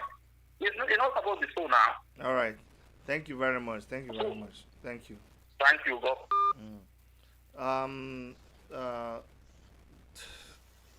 Comrade, I will let you round up. This lady that called from UK, I'm just gonna take her call and allow you to round up. Okay. I'm trying to connect this lady that called from UK. I'm hoping that she'll still be able to pick the phone. I'm calling her direct, and hopefully she'll be able to pick the call and make her contribution. I hate it when people are trying to connect and they're not able to connect. So that's why I'm calling her. If we're not able to connect, then at least hello. Oh no. Hello. Okay, she's actually calling me back. Hello. Hello. Okay, so you called me back. Okay, let me cut the other one. Hold on. Can you hear me? Yes, I can hear you, but hold on. I need to cut the one I called you. Okay, go ahead. Tell us your name and make your point.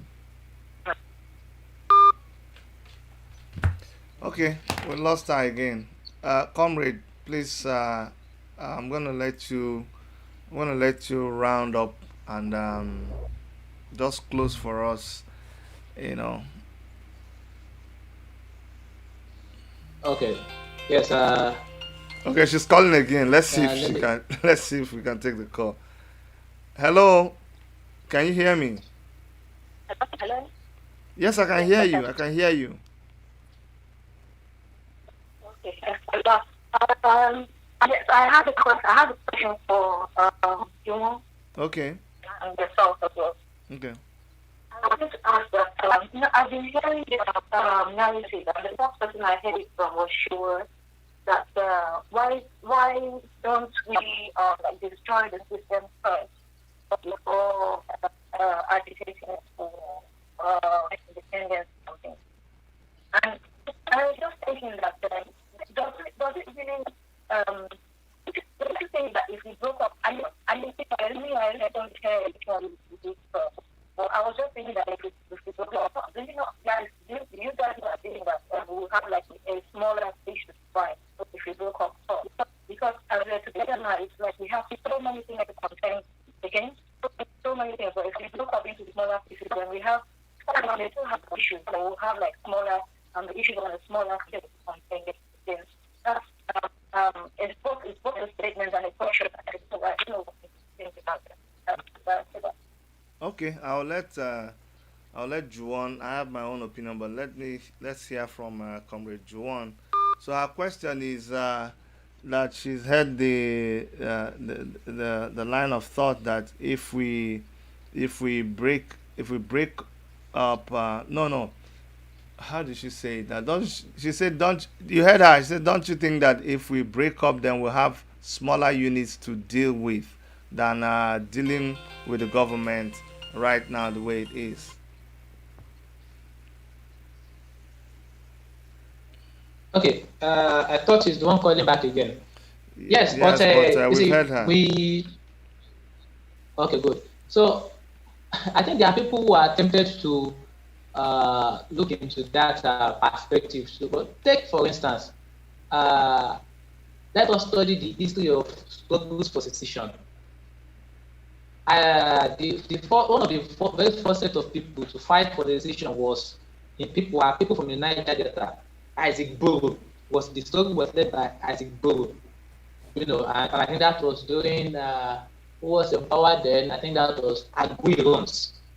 Yes, during the regime of Aguirre as the military head of state.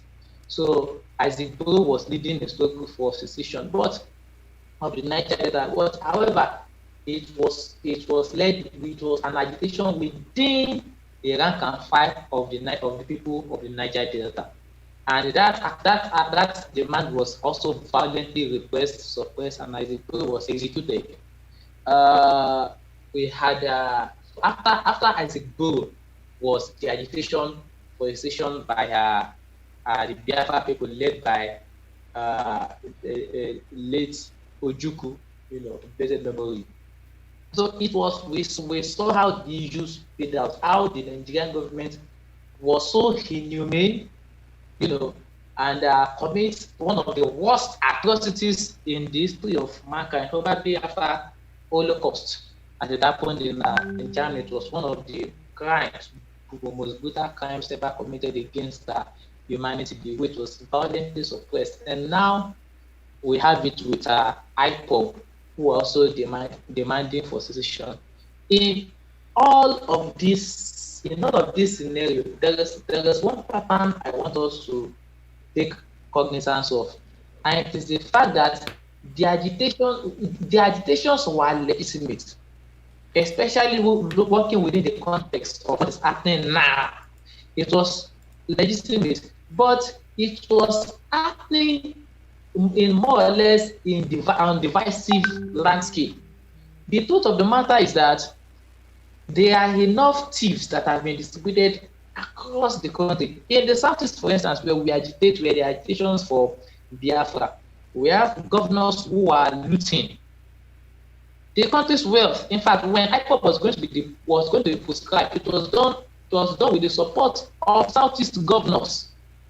It was done with the support of a number of politicians in the southeast. So why are we making this point? It is that it profits these fraudsters, this ruling class more for us to fight on divisive fronts. It profits them more for us to fight on divisive fronts. So that, but in any case, you must also, I made a point that when it comes to this business called Nigeria, all of the elites who hold their hand tightly gripped to the means of production in the country. But when I say all of the elites, they are distributed across all geopolitical zones, across all ethnic regions. They all hold tight to the means of production as far as this business called Nigeria is concerned. They also hold very tight all security apparatus. Look at what happened the last killings. Who are the persons who went to go and shoot members of IPOB? There were also Southeast, there were police in the Southeast. Also Eagles, who was the person who released the statement that justified the brutal murder. It was also a commissioner for police who himself is also from the Southeast. What am I saying? So all of these elites, these guys are united in keeping this business running. They are united, and for us, we cannot chase them by being divided.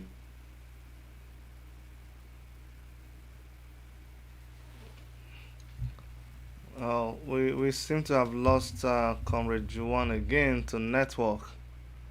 At least we thank God we were able to have him for as long as we did. But, well, it is what it is, as they will always say. Well, what can you do? This is a situation that we are dealing with. If you still are in contention whether there's any need for a revolution, right there you have it. One of the very reasons why we are calling for a revolution. Now let me continue from where Comrade Juwan stopped. Let me try to expand on what he was saying. What he is trying to say, and I need people to really, really understand this, that the only difference between what Revolution Now is saying and what maybe IPOB is saying is this, that it's just somebody saying one before the other, and the other person is saying, no, this one before the other. While IPOB is saying that, hey, we need this thing to be divided like right now. We want Biafra right now. We need this thing to be divided. Revolution Now is saying, fine, whatever idea you have, whatever is your agitation, whatever you're calling for, it is your legitimate right to do that. Nobody can deny it. As you guys know, I am Biafran. I support Biafra being on its own. You know that very well. But what Revolution Now is saying is, these same people that will always march against you when you protest, these same people that will always come after you with heavy artillery and all of these things, these same people that will go to kill Nnamdi Kanu in his house because he said, look, I have a right to decide what I want to be. We want these people to be pulled down.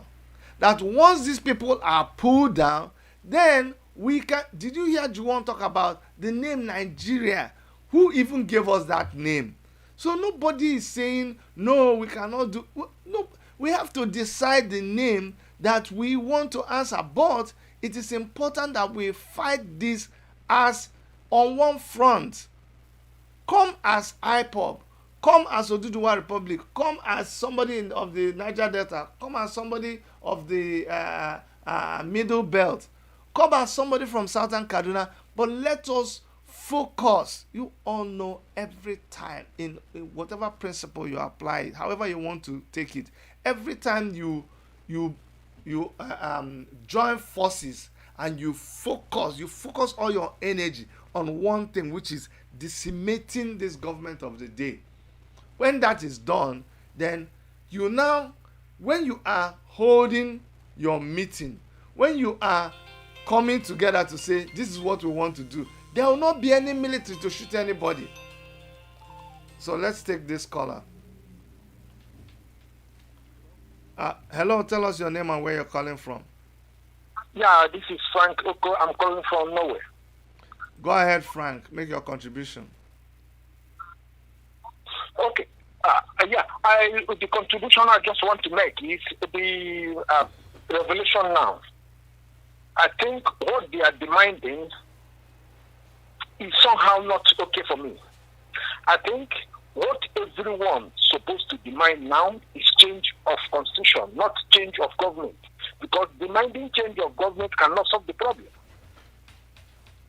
I think for myself, I'm from Biafra. I like Biafra, but I think to demand, if everyone can come together and demand for change of constitution, I think that would be okay. Because when we get change of constitution, then we can restructure. But do you know the problem? Do you know the problem? What revolution now is asking has gone beyond. You see, constitutional, all of those things. You cannot get it with this government. That's what Comrade Juwon was saying. They won't allow you now. Do you understand? You cannot sit together with these people. No. See, this government, it is only by this kind of action that you will get them to reason with you. They've got referendum. Okay, let me tell you something to show you that this government cannot be trusted. If these people were sincere, why don't you even just call for a referendum? Let us assume that what IPOB is doing is not good. Let us assume that what Moyele Sowore is doing is not good. What Revolution Now is doing is not good. What Take It Back move. Let's assume that everybody else is mad except the government. Why don't you show it? Let us have a referendum. Let us vote. Even though you're going to try to rig it, but let us even vote. Who is the government? Are we not the government? Yeah, but do you know that if, like as Revolution Now is calling for change of government, to change the government, many people will not support them. We are not calling for change of government, too.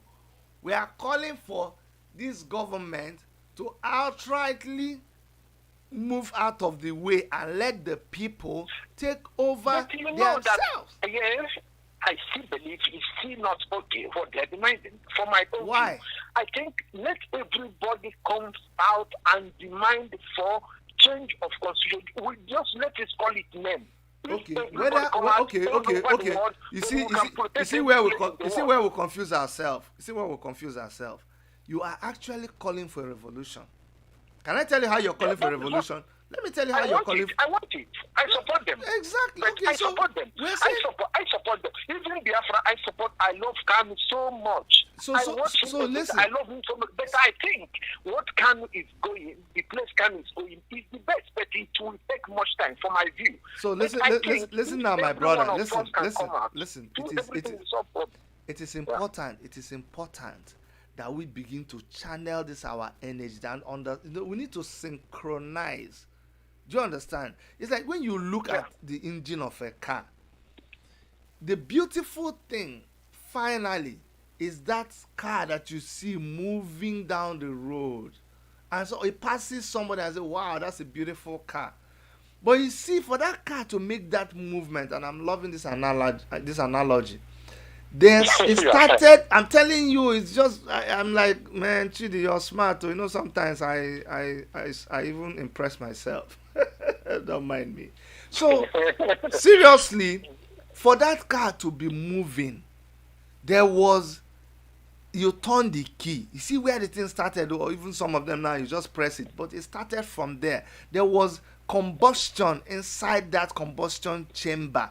Fuel. With spark, there was a spark, then there was a fuel, then there was an explosion, then that explosion moved the piston, and as the piston was moving, it sent it to another place, and they moved the flywheel, and the flywheel. So at the end of the day, let me land. At the end of the day, combining all of these things together made that car to move. So right now, me and you are actually asking for a revolution. Whether you call it calling for a constitutional review, whether you call, you see, if you have a constitution. Do you know why I like using the terms of constitution to to change the constitution because some of the politicians, because I watched one time, I think it's a long time ago, one of the Yoruba politicians came out in the upper chamber, in the high chamber, that is the Senate, said that the only problem we have is this book, which is constitution. If we change it, and everybody has been talking about it, everybody is talking. Then, but when we come with this, then sometimes we divided. Like now, something happened in Enugu, everybody divided. Something happened everywhere, people divided. If people can come, like many times when I say I want Yoruba people to join, many people say because you are Yoruba guy, you are just like Yoruba guy because I have grown up in Lagos. Then people just believe, you speak, you are Yoruba guy. But I said, no, it's not that. I'm Igbo guy, but I love people to come together because if we don't come together, there is no way we can get this thing right. Anyway, anyway, I understand where you're coming from. Thank you for your contribution. At last light, I think we're all saying the same. Thank you very much. Thank you very much. Thank you. I seem to have lost Comrade Juwon. I mean, I really praise his doggedness to keep signing into this thing. It's not easy. It's really not easy. And if you know Comrade Juwon, let me tell you a secret that he doesn't like to be revealed. You know how many times they have chased him away from school? Do you know how many times they've rusticated him? I'm not even sure of where he stands with his education right now. And that it's not only him. So many other people that have been in this struggle. I know Comrade Izuchukwu in our Enugu team. I think this person called before and they're calling back. Okay. I know Comrade Eze Izuchukwu is facing problems with his school. I know Mandate was facing problems. A lot of these people, Femi Adeoye, so many of them are facing problems with their schools, and they are still doing this job, and they have become unemployable. Let me just tell you that once your face is in the newspaper, once your face is on TV, harassing the government, fighting for the masses, no employer wants to employ you. So these guys have had to earn a living any which way how. And that's why I always ask that you support these people. The job they do is not easy, and they're doing it for all of us, honestly speaking. If you want to support Comrade Juwon, I didn't ask him this, but if I find out from him and he says it is okay for me to share an account, I would appreciate if everybody abroad, can you imagine if all of us send $5? What is $5? Your lunch is about $10-15, but if you divide that lunch in half and you send five, and Juwon did not put me to this, but I just keep thinking how these guys are able to survive, and I know it is not easy in that Nigeria. Everybody wants to avoid you. Anybody doesn't, these revolution people, these activists, nobody this one way, if you talk to around, government will catch you. It's not easy, but they keep doing what they're doing. If all of us give $5 to Juwon, I know it will help you. I want him to change his phone. I want him to change his phone. I want him to change his buy like a big network thing, because he's always organizing Zoom. He will call for Zoom. He will organize Zoom. He will call for protest. He will enter bus. Today he's in Kanu. The other day he's in Lagos. The other day he's in Abuja. He keeps on doing all of these things. We need to support them. They are doing it. They are on the front lines on our behalf. I'm telling you, Juwon is small but mighty, but he's somebody that I respect in this struggle and in this movement. So we must continue to support people like Juwon in doing what they are doing. But like I said, let me see if I can call him. If I get him on the line, I will let him say his closing words. I hope his phone did not even die on him, because that's another thing. Yeah, you charge, then you have to look for lights to charge the phone again, or on generator. All of them. Now, what will they find for Nigeria? So I'm calling him, and I hope he can pick the call and finish.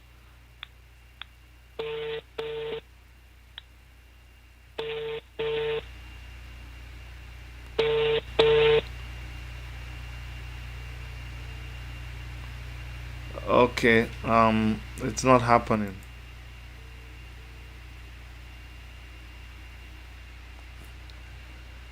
Yeah, I think maybe something happened. I think his phone must have died completely because you see now it's not connecting. So that tells you his phone must be completely dead.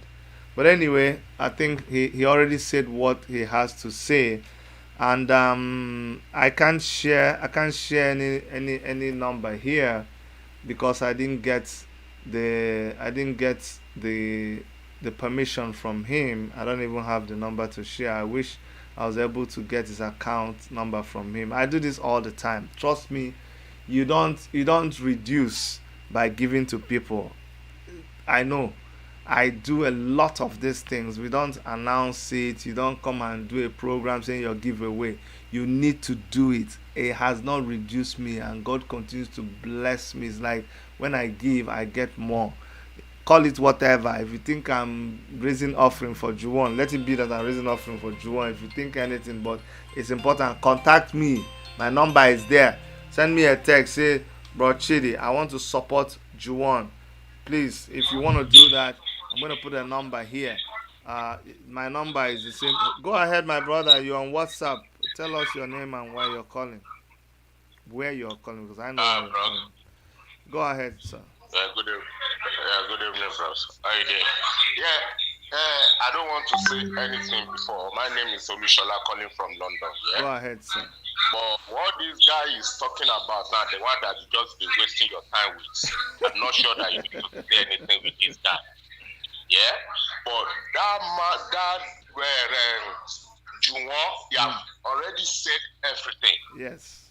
This government that is in presence now, they will not allow anybody from the Biafra, Oduduwa, or Arewa.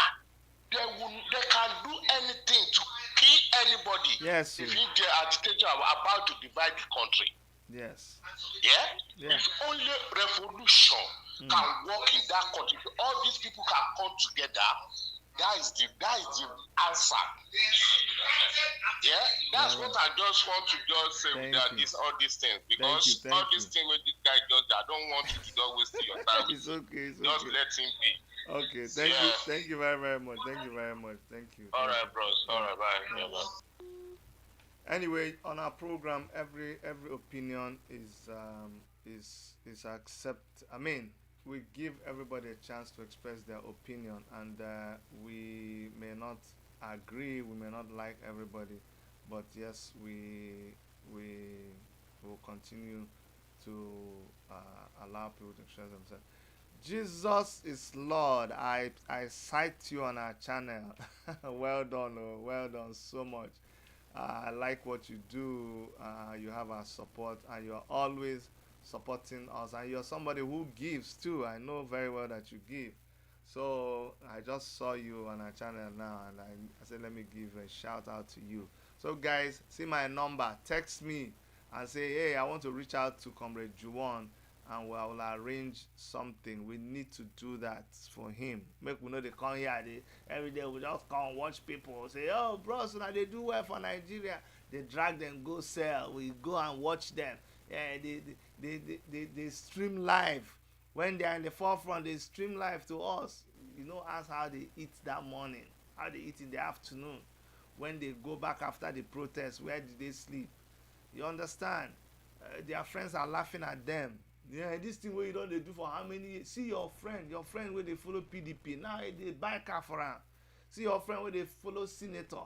See their man, they don't pay for his rent. You just do revolution now. They do since how many years? Nothing for you, and you still they do them. That's the kind of life that they have to live, and they don't complain. They still come and do what they have to do. So I'm really making this appeal. Oh, text me, say you want to support, and I'll find a way that we can support him. Thank you so much. Oh, they say increase your volume. Me again, increase my volume. I increase my volume now. Director, why do you talk like this?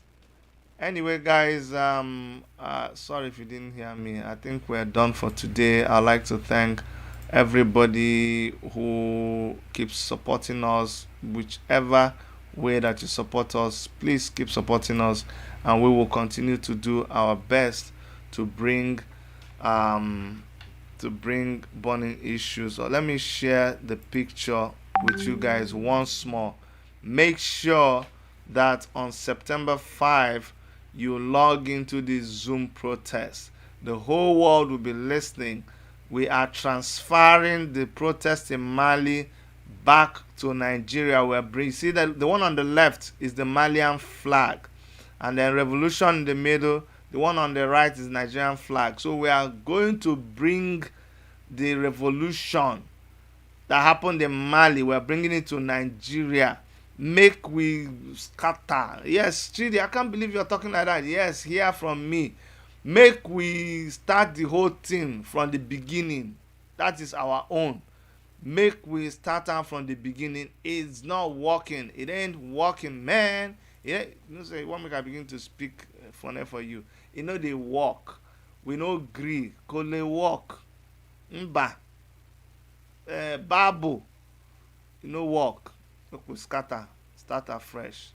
Thank you guys. I'll see you guys very soon. Make sure you also register and don't forget to subscribe to our channel. Alright, take care of yourselves. I love you. Truly, I love you. Bye bye.